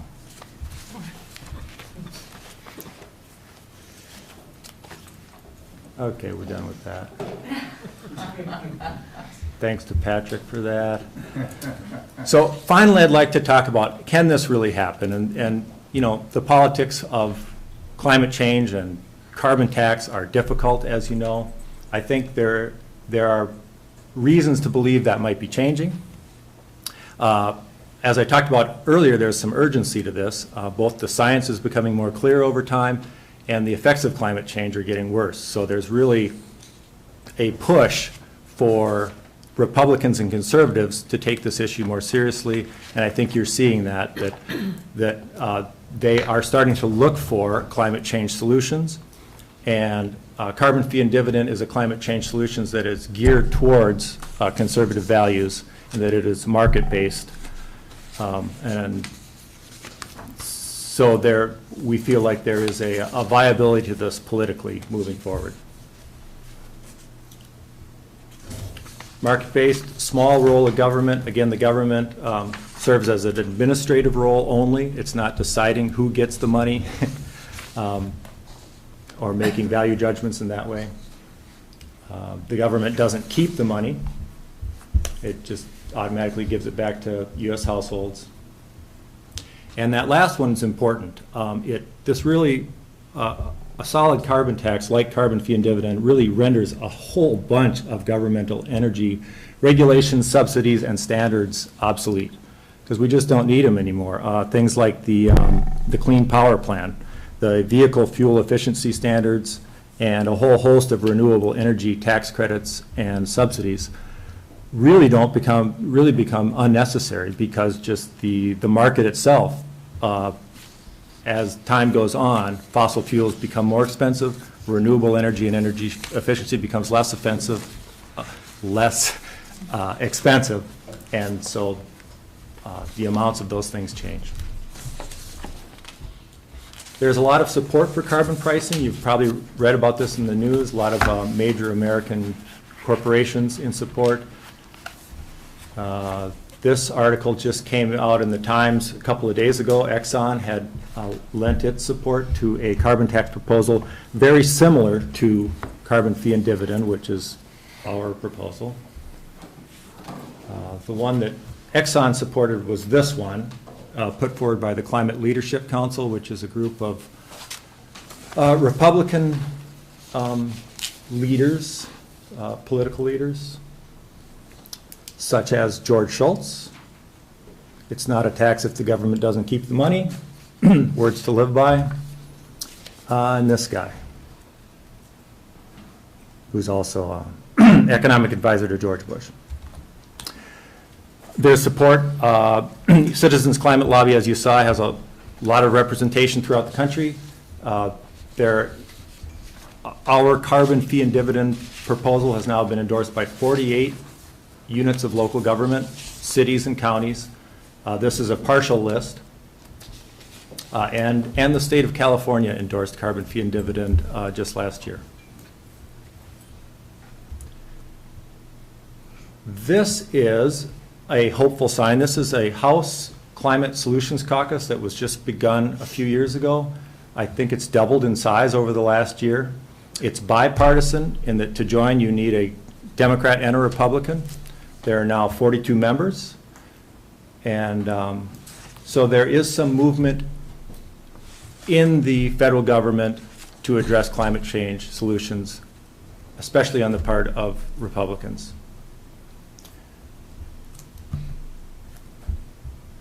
So that's a hopeful sign. This is our former president, who was a big supporter. Current president, not so much.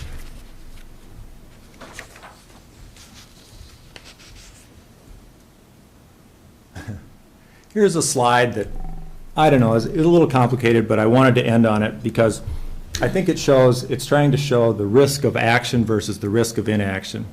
And of course, what we're proposing here is kind of a big deal.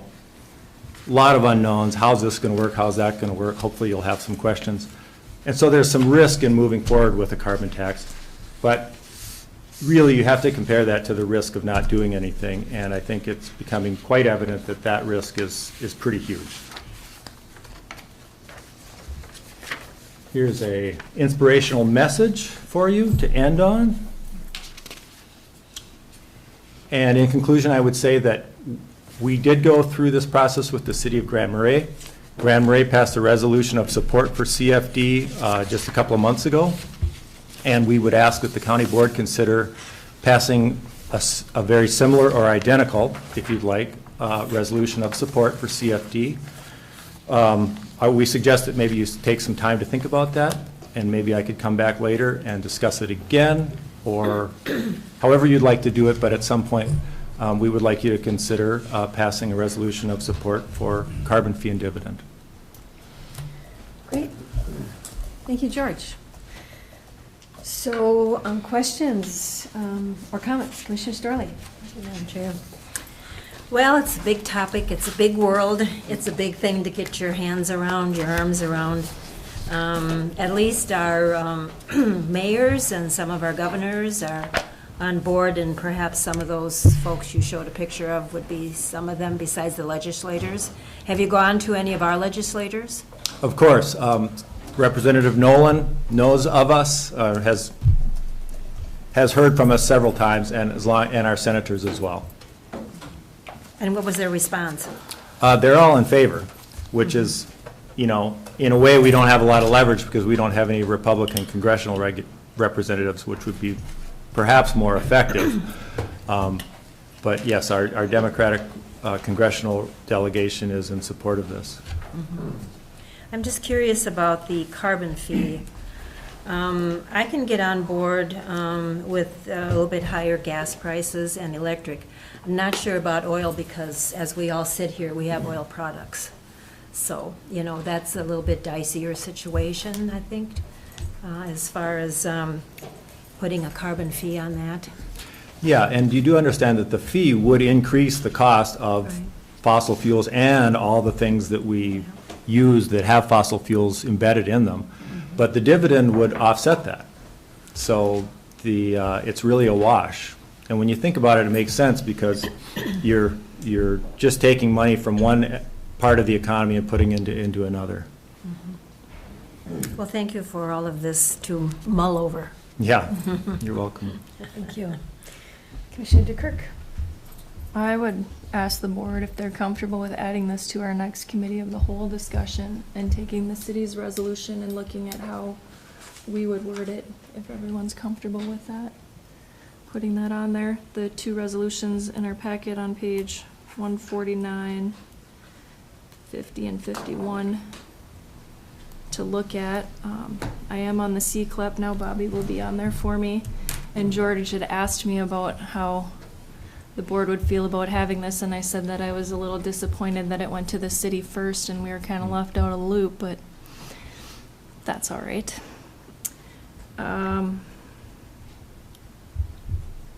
You talk about the effects on the poor are less than on the rich, and the rich are the consumers, but when you look at our vehicles, a hybrid vehicle costs much more than a non-hybrid vehicle, and that's an effect on poor.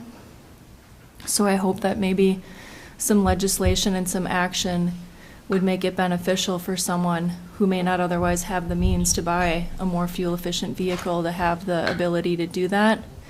And then maybe the actions moving forward in the future will make our manufacturers a little more conscious. As you know, I went from a Prius to a diesel, and then thanks to Volkswagen and their finagling of their systems, I received a large payment for mine, and I went to a small SUV, and it was very difficult. I had friends who made fun of me that said I'd never survive because I'm an MPG snob, which I take as a compliment.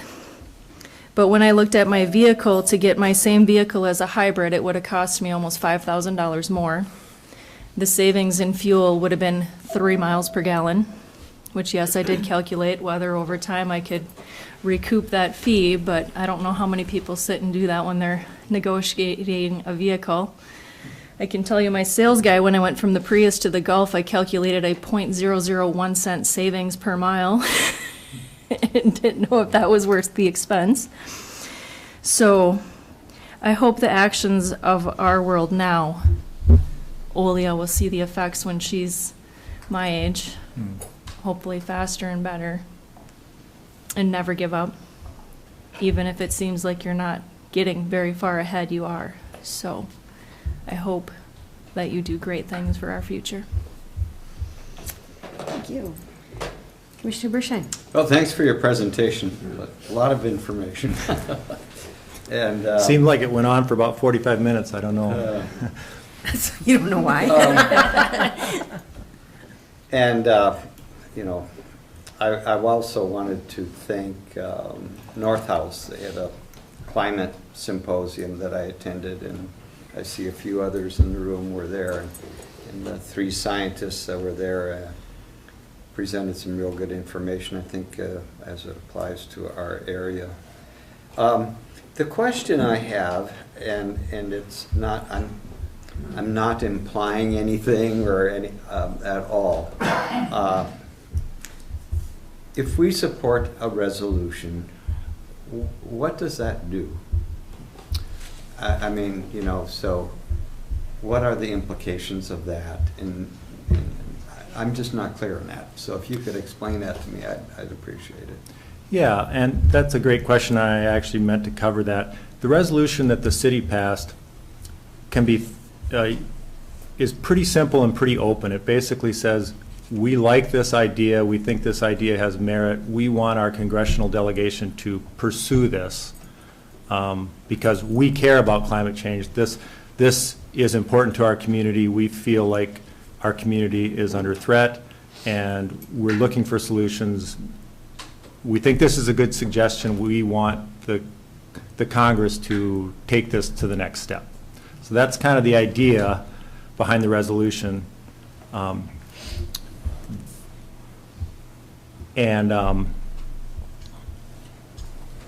see, I was going to go somewhere else with that, but I guess the other part of it, I think that's an important thing to do, given that I think the action or change is going to happen through kind of a political grassroots sort of effort, that especially now this isn't going to come from President Trump. So it's important that cities, counties, citizens create this kind of political effort. So I think it's worthwhile doing. I think it's helpful for Congress to hear from cities and counties. Can I answer your question? Yeah, thank you. Okay. Thank you. Commissioner Deschamps. Yeah, I think it's a good idea, but I can't support something that adds another fee to everything. the industry is working on it. I toured John Deere a month ago down in Iowa. Their equipment plant, the engines that they're building now are putting out cleaner air that's in the air. And with that, the price of the equipment is really high with the regulations that are now. You know, you can't deny the climate change thing, but I just can't support another fee on something, you know. And you do understand that the fee would be returned to the people and that would offset the cost of the fee? Yeah, but the fee, you go price out say a brand new front end loader, you know, you're putting out $100,000 more on the front side of that, plus another fee onto that for burning the fuel. You know, John Deere has come out, they had loaders there that they're electric drive now. They have a motor in it, but they're all electric. You know, they have a power plant in them, so the industry is working towards it. It's just. Yeah, and I guess I would say that this sort of a carbon tax would actually make it easier for industry to make progress on that, to become more efficient, and to switch over to renewable forms of energy. And right now, you know, they don't have the economic push to do that. But if there was a carbon tax, then it would make more sense for them to innovate quicker, solve the climate change problem, and it would still be, you know, arguably good for the economy on the whole. And that's why you see a lot of corporations, including Exxon, you know, who support this, because they see that it has to happen for humanitarian reasons, and this is the best way to get there. So I certainly understand your your point. I mean, there is an economic disruption from doing something like this. I probably disagree with you on, you know, whether that economic disruption is worth it or not. Commissioner DeKirk. For the manufacturers, they're going to pass that cost on to the purchaser, which makes it difficult. It's the business, so you get the dividend, the return on investment goes to the consumers, but I think the businesses have been left out of the equation. When you look at county government and everything that we need to purchase to run our equipment, how does that pass on to us? We have to levy the taxpayer, so does it pass for that? I mean, there's a lot for us to think about. I think it's a discussion we need to have and look into more deeply. The other thing we have to look at is 2035 and what is the cost of not doing this? Because as we all know, when you don't think ahead, when you don't set money aside for your roof and windows, what happens when you have to replace them at the last minute because they're caving in? So it's a bigger discussion. I think we need to have it, and I think Commissioner DeShaw has some very good points that we need to consider. Mrs. Sterling. It looks here that there were 2 resolutions passed. One was on the carbon fossil fuel, and then one was on the risks of climate destruction. Is that correct? The city passed 2 resolutions? Yes. Okay. Yep. One was basically supporting carbon fee and dividend. The other one was The Youth Climate Inheritance Resolution. Okay. and that's the one that calls for the city to create a climate action plan. Okay. Thank you on that. Thank you. So I would ask the question, and I just sort of get a rough idea if everybody would be in favor of talking about it at a committee of the whole. And I think that was a, thank you. Myron, would you? So everybody here seems to feel that that would be okay to have as a, which I think would satisfy to go into depth. This has been an excellent presentation, and it's fabulous to think that all disciplines are coming together to work on this issue. I think it's the only way we're going to get a great solution. And I'm not smart enough to know if that solution works, but I trust that the best economists and the best environmentalists and the best humanists are working together on it. And it's very exciting to me to see that that solution is coming to fruition and there's something to actually get your teeth into. And so I'm excited about that, the possibility. I agree with you, the political thing is probably way more difficult than just believing in how well it works, but excited to talk about it and perhaps move on these resolutions to join the wave of solution toward creating a safer world for people like Olia. So thank you very much. Thank you. All right, I think we're done. We're still right on schedule. Yeah, yeah, so, and we're ahead of schedule because 10:15 was Administrator Caldwell's report. I am done, yeah. And Cadwell's report. You can make it go away forever. And we've already talked about commission concerns, so we're actually ahead of the game. So we're not adjourned, we're just going to hear from Jeff, Administrator Cadwell. Because I think you have some good things to report on. I'm just going to let the Yes. noise settle a minute. Yeah. Good idea. I don't know, I don't know that much about it. Don't know that much about it.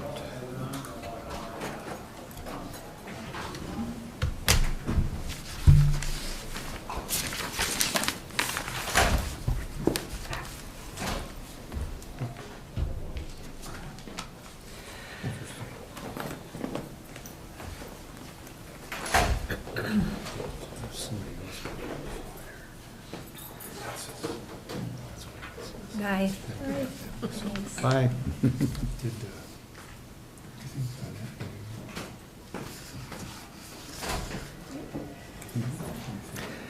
Well, that's a really tough act to follow. Apparently, nobody. That's why you wanted to follow Olia.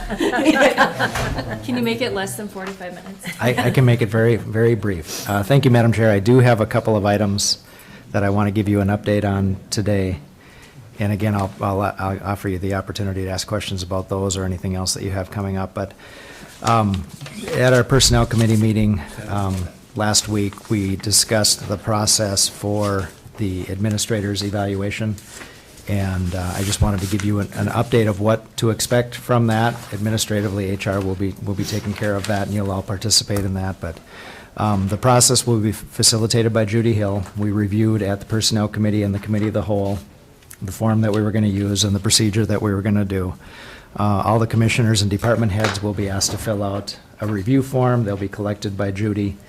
They will be summarized by the board chair and Judy, and then the summary of all of the reviews will be discussed with myself as the administrator. And then what we will do is we'll take that summary, which will include a review of this past year and goals that we're hoping to set for the next year, and we'll bring that to a future board meeting, so we'll have an opportunity to make sure that people know what the board as a whole and individually have to say about the administrator's performance. So, administrator's evaluation process, you should be getting those forms, I would think, within the week. And there will be a deadline. We'll ask everybody to complete them by. Any questions about that? I think it's easier to take questions as we go through. For subject, any questions? Okay. Okay. But we'll look for them this week, and there will be a deadline, so pay attention to the deadline. Yeah, one of the things that the Personnel Committee and at Committee of the Whole, we thought it was very important that everybody, if everybody's asked to participate, that everybody's expected to participate, so that we would want a form. County Road 7 right-of-way and the hospital construction project. I know that I've had conversations with some of you individually, but this is something that administratively we've just been kind of handling internally between the county engineer and the county attorney's office and working with the hospital. At the end of May, our county engineer expressed concerns about the construction of the parking lot on the south side of the hospital project, possibly encroaching on County State Aid Highway 7 right-of-way. The assumption at that point in time was that we had a 50-foot right-of-way from the center of that line. We worked with Attorney Hicken and Byers Heron to clarify the right-of-way on County State Aid Highway 7 at the construction site. And because there have been a couple of flip-flops and some things that happened at the board over a period of time, it is the legal opinion that the the actual confirmed right-of-way is 33 feet from center. The current construction meets the 33-foot setback, meaning that the curb and the parking lot is all at least 33 feet away, but the slope, the grading from that parking lot down to the sidewalk is a concern within the right-of-way. Last week, the hospital board approved a modified plan that places a short retaining wall at the right-of-way line and decreases the slope of the grade up to the parking lot. So we preserve the full 33 feet. As a matter of fact, I think they put the outside edge of the retaining wall at 34 feet. And then the slope is significantly less from that point up to the parking area. And the county engineer has reviewed the plan and approves the plan, given the 33-foot right-of-way determination.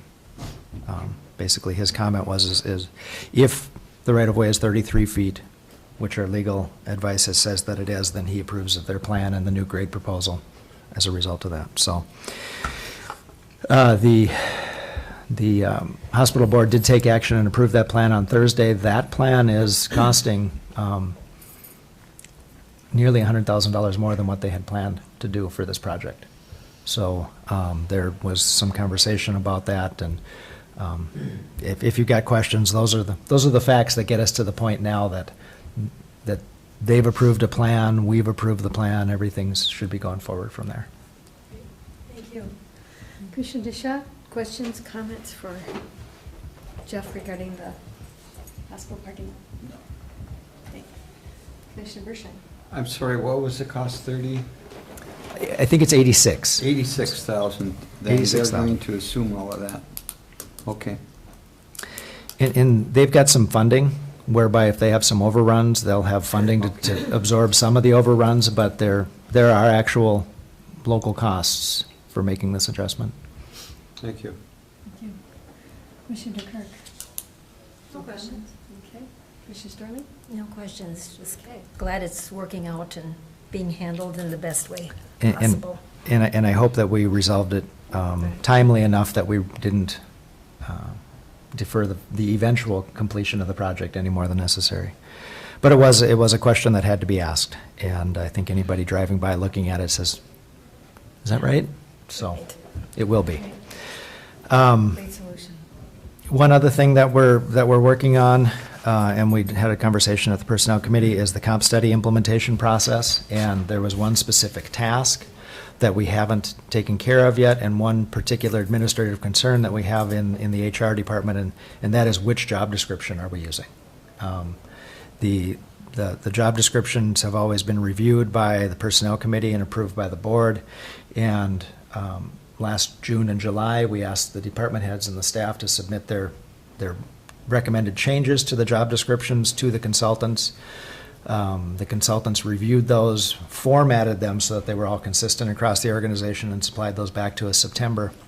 Those were the job descriptions that were used when Keystone proposed the leveling and the new grading of the jobs within the system. So right now, we're actually working off of those job descriptions as being the best information we have, because they're the result of the staff and the supervisors working on them.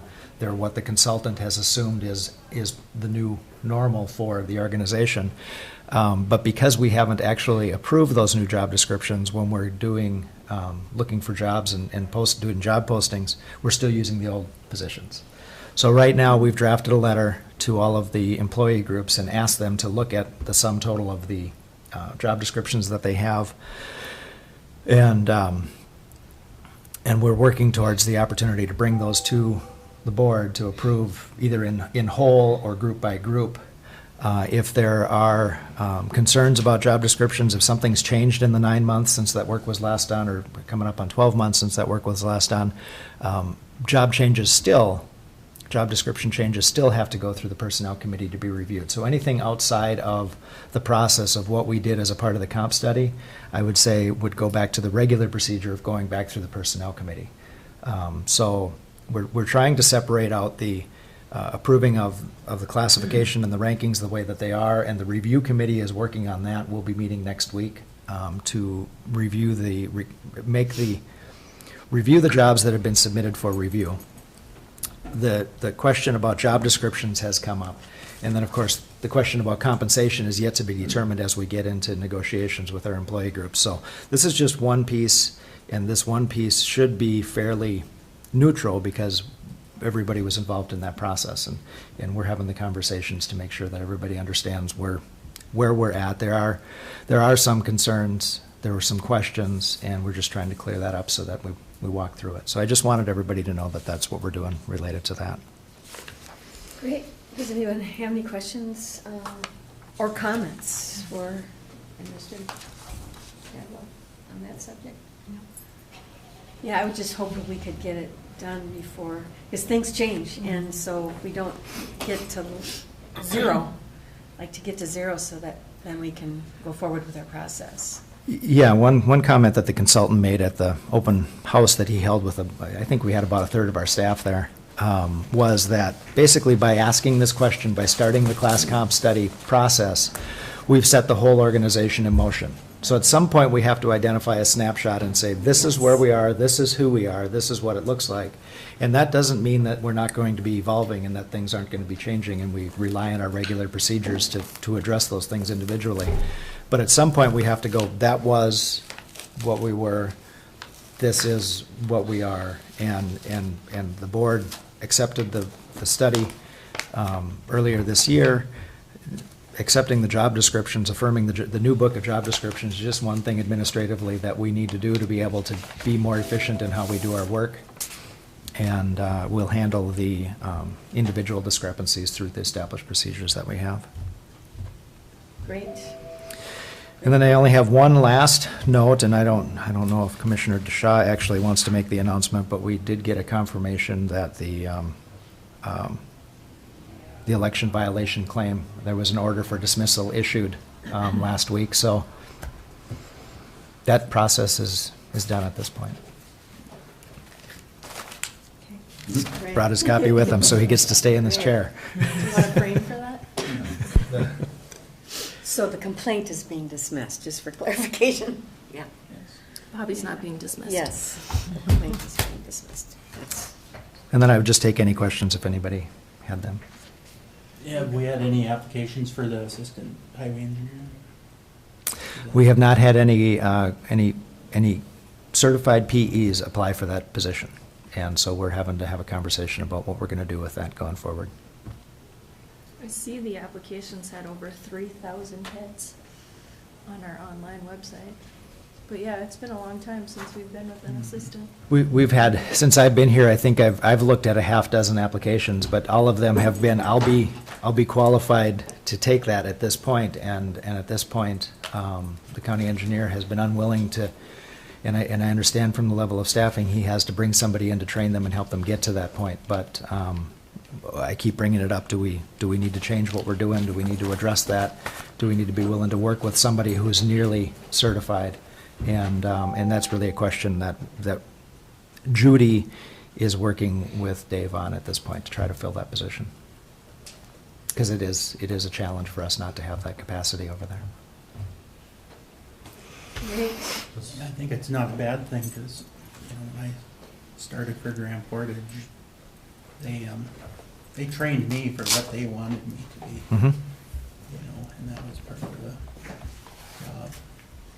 The only downfall with that is what we saw today with our sheriff, is they come here with their foot in the door and get what they need, and then they go somewhere else. So I understand his hesitation. I see both sides of it. And administratively, we would have several internships throughout our organization if we could fill them. We'd have those things available, but overseeing and writing and managing and coming up with a program to bring somebody on board and get them the skills is a consuming issue, and it does require a commitment of time and resources, and that's hard to commit to when you're having to actually do a significant load of the work yourself. So that is a conversation that we're having, and I think we're going to have to change something because what we're doing isn't working.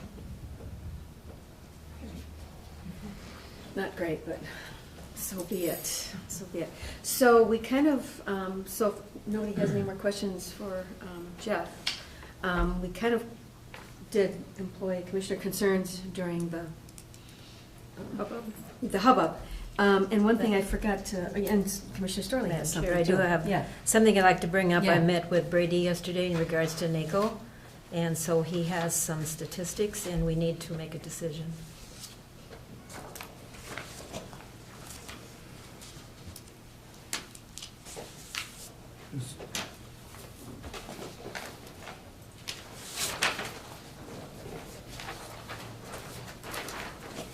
We had discussed when was the last time and who was traveling for those NACO meetings, and it was Jim Johnson back in 2010 and 11.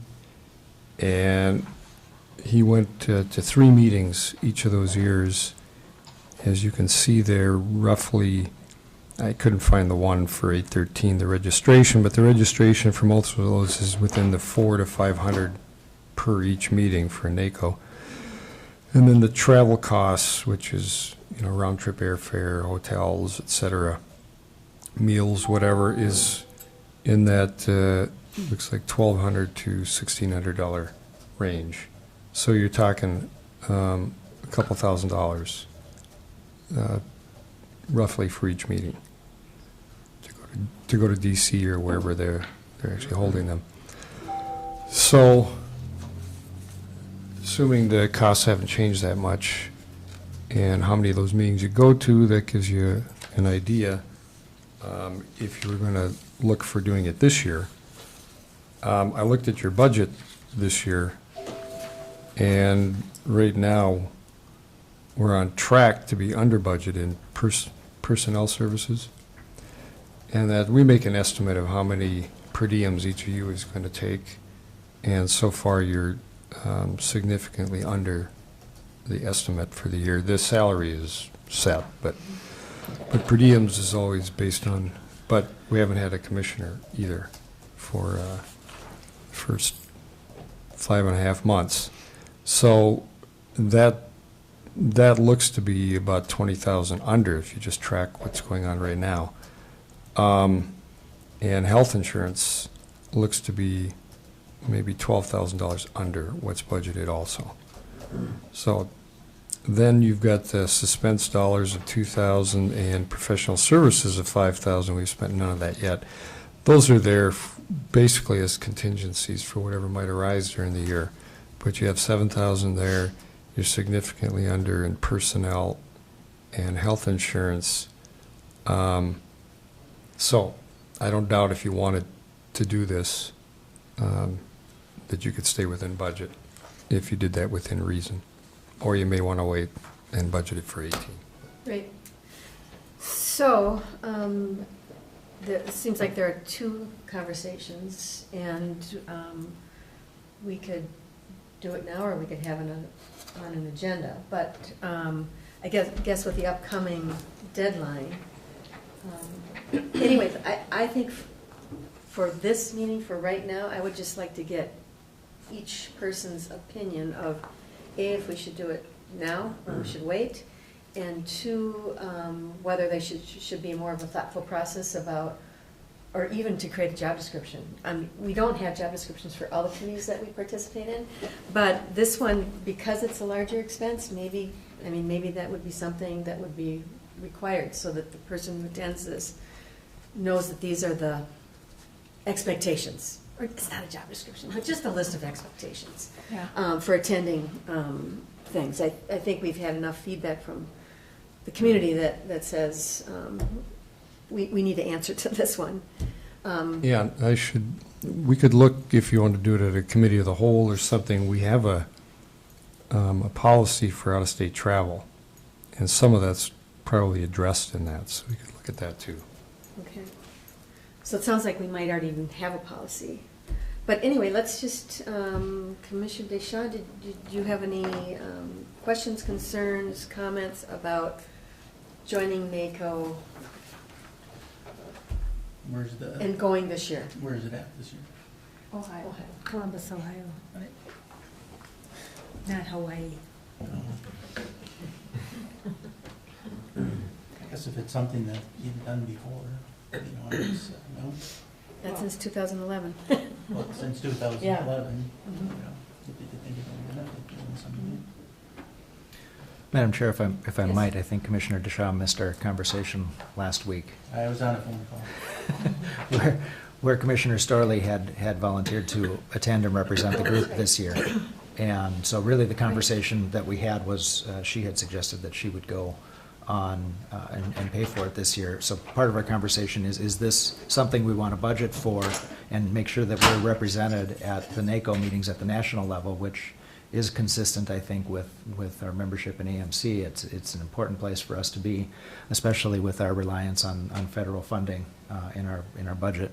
And then the second question was to ask Brady to find out if where we were on this year's budget, if we could address some of those travel costs this year and not go over the budgeted figures for travel for this year. So I think the two questions that we're looking at is, do we want to be at the table at the NACO events? We are already members. We've been carrying the membership straight through. Do we want to make sure that we have representation at those events?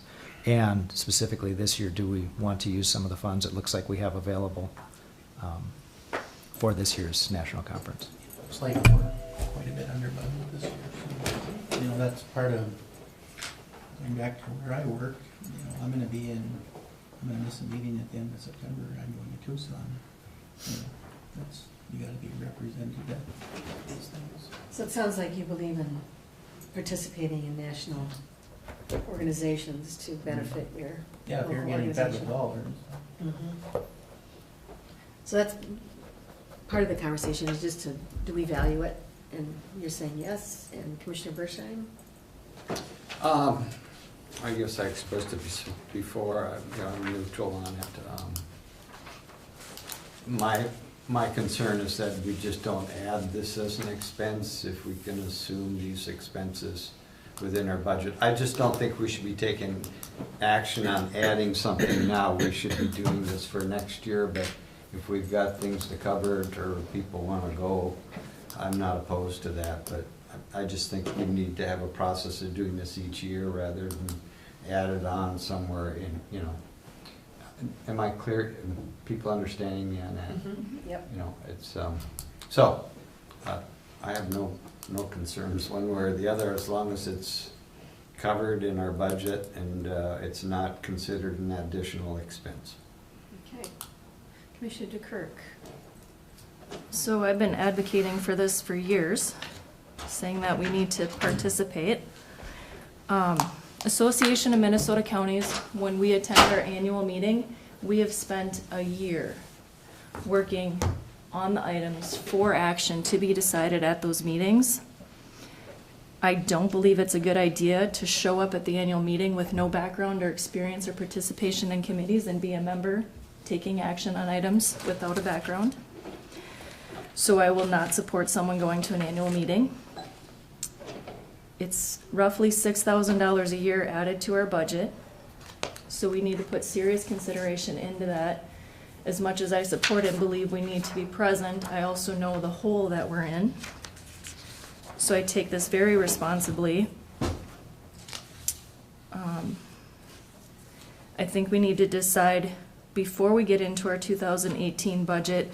When you talk about policy, it's not just a travel policy and an out-of-state policy, it's who on this board is going to take on that responsibility, because it's huge. It's not about being a warm body. It's very serious. So we need to dig deep and think really hard about how we're going to do that and how we're going to represent it. I'm grateful and glad that Commissioner Storley is willing to take time out of her life and her schedule and out of her pocketbook to do this, but I will not support it. I will vote against it because I think we have homework to do. We as a board have homework to do, and as a group. So it's not an easy decision because this is important, and I've been asking for a long time to have representation. I don't even feel, with 4 years under my belt, that I am at all prepared to go to a NACO meeting and take on that huge responsibility. So I think a little more time and consideration needs to be put into that. And that's difficult to say because this really is important, but I wouldn't send someone to AMC on the day of voting and expect them to represent us and take action. So we need to, before our budget, decide how we're gonna approach NACO and how we're gonna have someone on our board represent them. And then decide how we're gonna fit that into budget. As you can see, Commissioner Johnson went to all of there are regional meetings that you have that have a cost, and I think that that needs to be included. I don't think that we should just include the annual expense. I think that we should include the full expense of being a member of the committee and covering that travel and that time, because it is important to do it right. Okay. Commissioner Storley. Thank you. When I did talk to a representative from AMC, like Commissioner Dukirk said, there's been encouragement over the years, with the last year being of 2011. There are committees, and the one committee that is open right now is Health and Human Services. I've not served on that particular part because I've been in transportation, but it was encouraging for me to hear that they'd like to see that represented from Cook County. There's other workshops that are part of this group too, that in between everything else that you participate in. And we've been paying to NACO $400 for a long time, every year, and nobody's ever gone. So I offered it out that I would take the first step, come back, review it all with you, and then we would decide if that's something we want to budget for 18, because we're just in the process of budgeting now.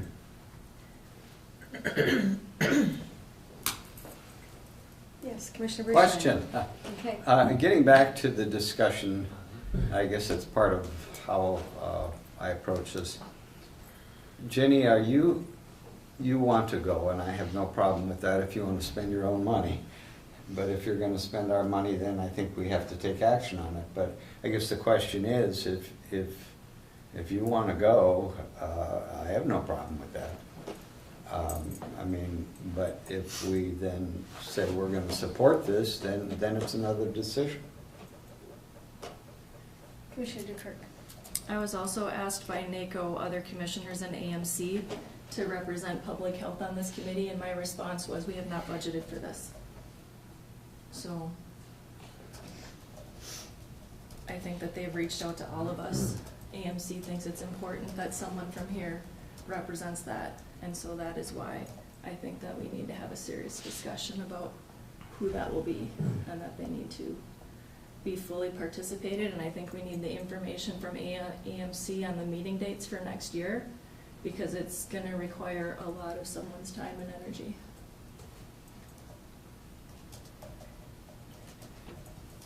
Okay. Commissioner I still ask the question. Yes. I guess to you, Madam Chair.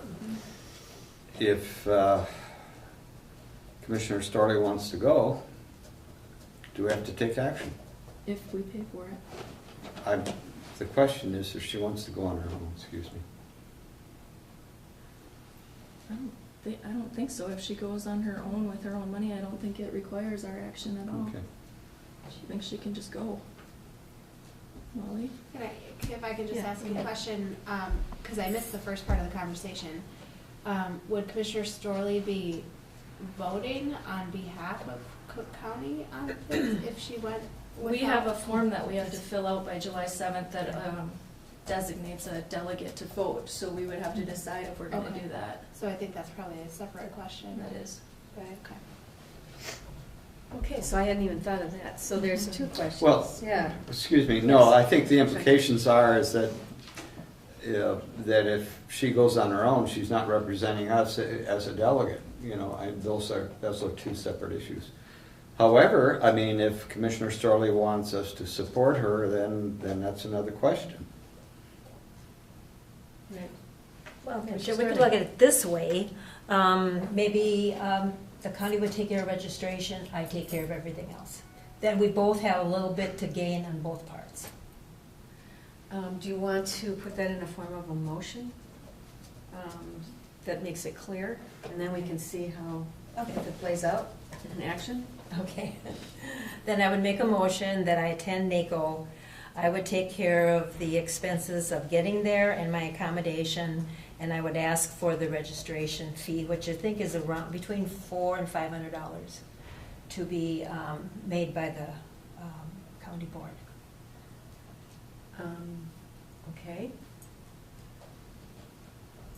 Is there a second? I'll second. Okay, so discussion. So Commissioner. So then he'll come back from there and then give us, I'll give you the whole give us the whole 5 thing. days and, yeah. And then we can decide how we want to look at this in the future. Commissioner Bershon?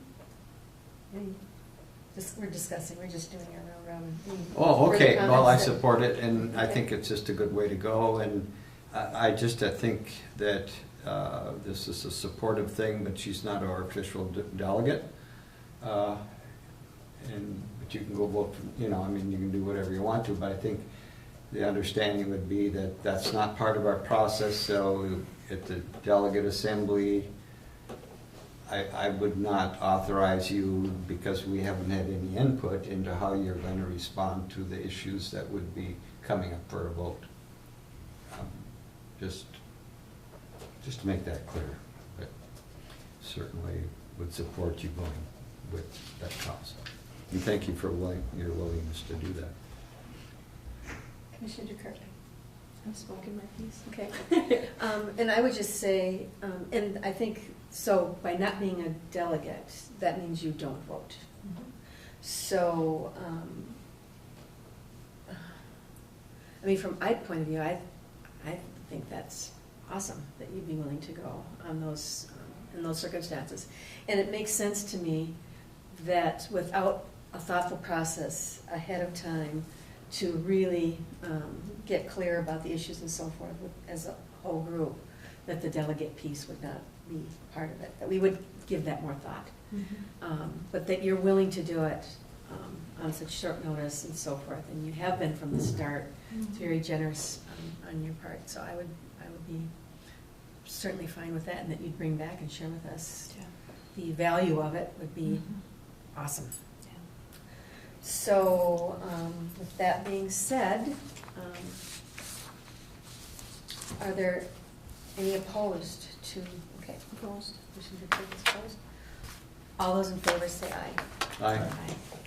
Okay, thank you. Thank you. Great, and before we just close, I just wondered if we could just take a minute or two just to maybe share our experiences at the district meeting, since Commissioner Deschamps wasn't there, and also I just wanted to say from my part, my overwhelming feeling coming away from that meeting was that we are indeed unique county, and we were the only county that really had had a really positive plan and a positive outlook, I guess, on our upcoming years and on what happened, particularly the accomplishments that we've had in the past year. I came away from that meeting feeling very fortunate, that we are very fortunate to have the people living in this community that do, who serve, and they bring a lot of great things to the table, and because of it, we're doing a lot of great work. So that's my 2 cents on coming away from that meeting. Anybody else have anything to share coming away from that meeting? Our positive outlook is our board chair. We have the same struggles and difficulties that other counties have, but when their board chairs or representatives get up, those struggles are enormous and painful, whereas our chair was able to get up and point out our struggles and our successes.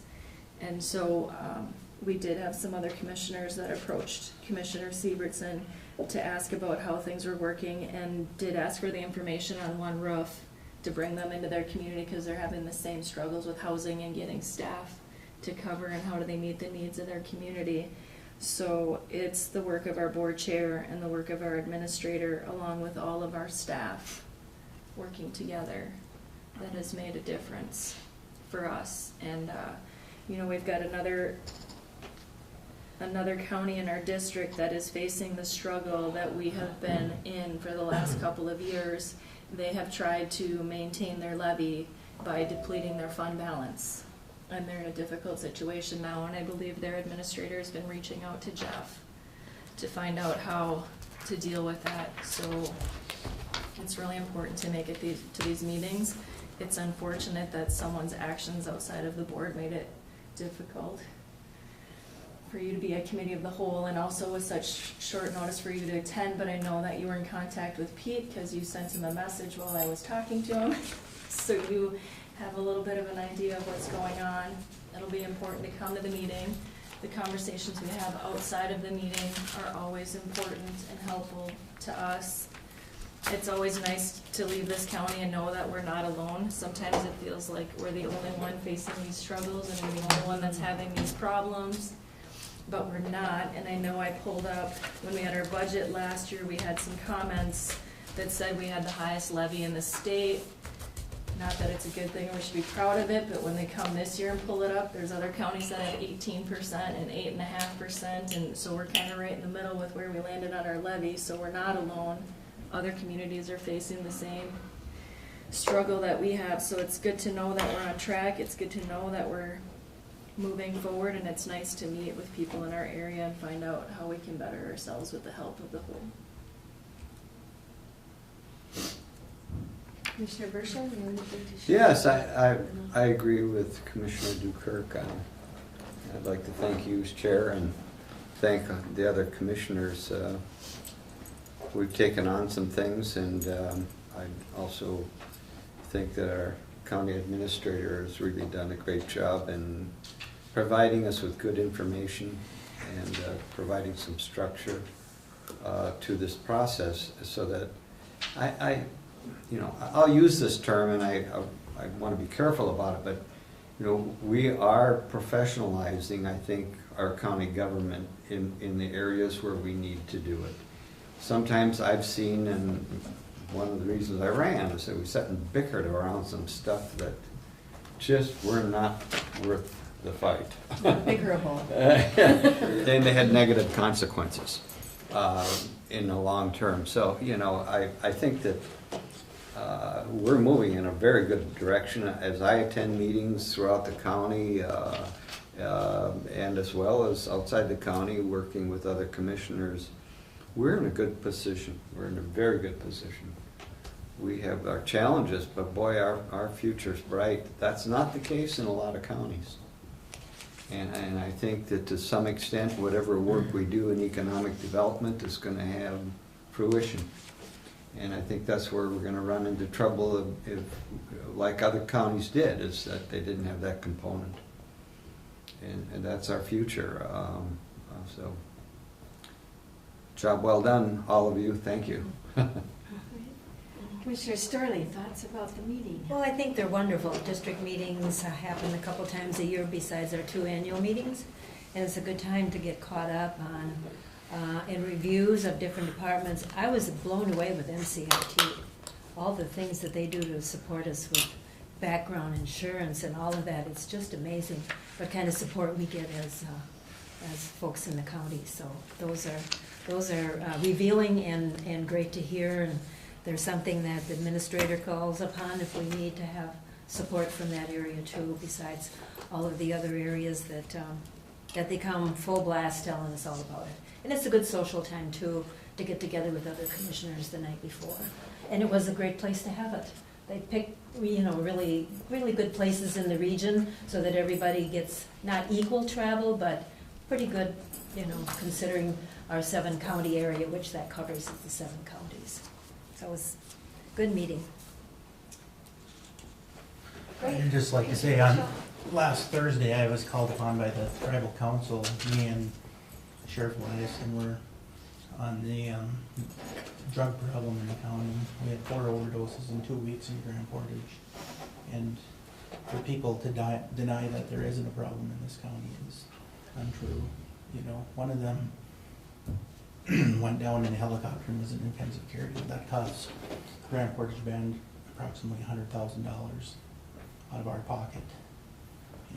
And it was very important for me to be at that meeting not as a Grand Portage Band member, but as a county commissioner. Mm-hmm. And we did talk to Sheriff Lyson about looking for funding or something to maybe to get a drug dog or something. It's about $10,000 to $15,000, but we need to get this problem under control in this county. Yeah. Commissioner Cook. And that's the hard part. Our population excludes us from a lot of funding. our background in history, and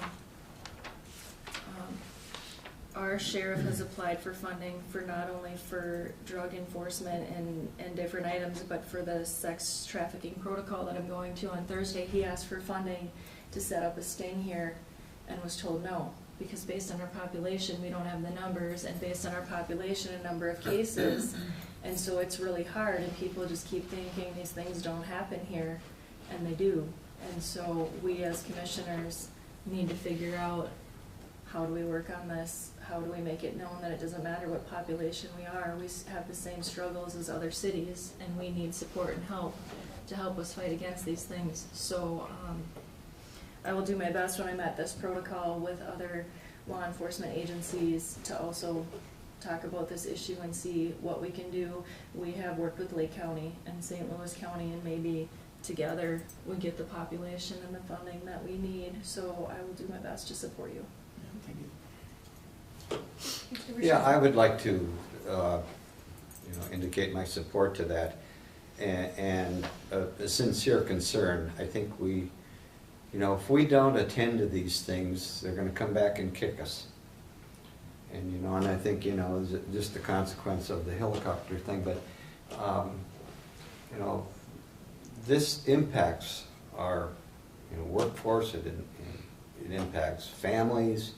It impacts social services, health services. So I know that, at least for me, I'm going to write that for Mr. Cadwell's goal, is how do we address this a little bit. And I think if we show concern as commissioners, we're sending a strong message to the public. And I don't know if it's a money issue so much, or yeah, maybe it is. If that's the way we have to go. But I think to ignore this is really irresponsible. And I hear the stories in my circle of life, and I really feel for some people that maybe we're missing something. I don't know what it is, but we're missing something, folks. And so, I don't know what that is, but I think with goodwill and good work, and maybe some outside resources, but I would like this to go forward, as further study and discussion as we go out throughout the year and start planning for next year. That is a big topic at the conference I'm going to, is opioids. Yeah. And it has hit Ohio huge. Yes. And West Virginia. Mm-hmm. So that's a half-a-day conference I'll be going to. Good, thank you. That'd be great. Yeah. That would be great. Okay, anything else? Do I hear a motion to adjourn? So moved. Second. Thank you. All those in favor say aye. Aye. Thank you. Is that something challenge with meeting early?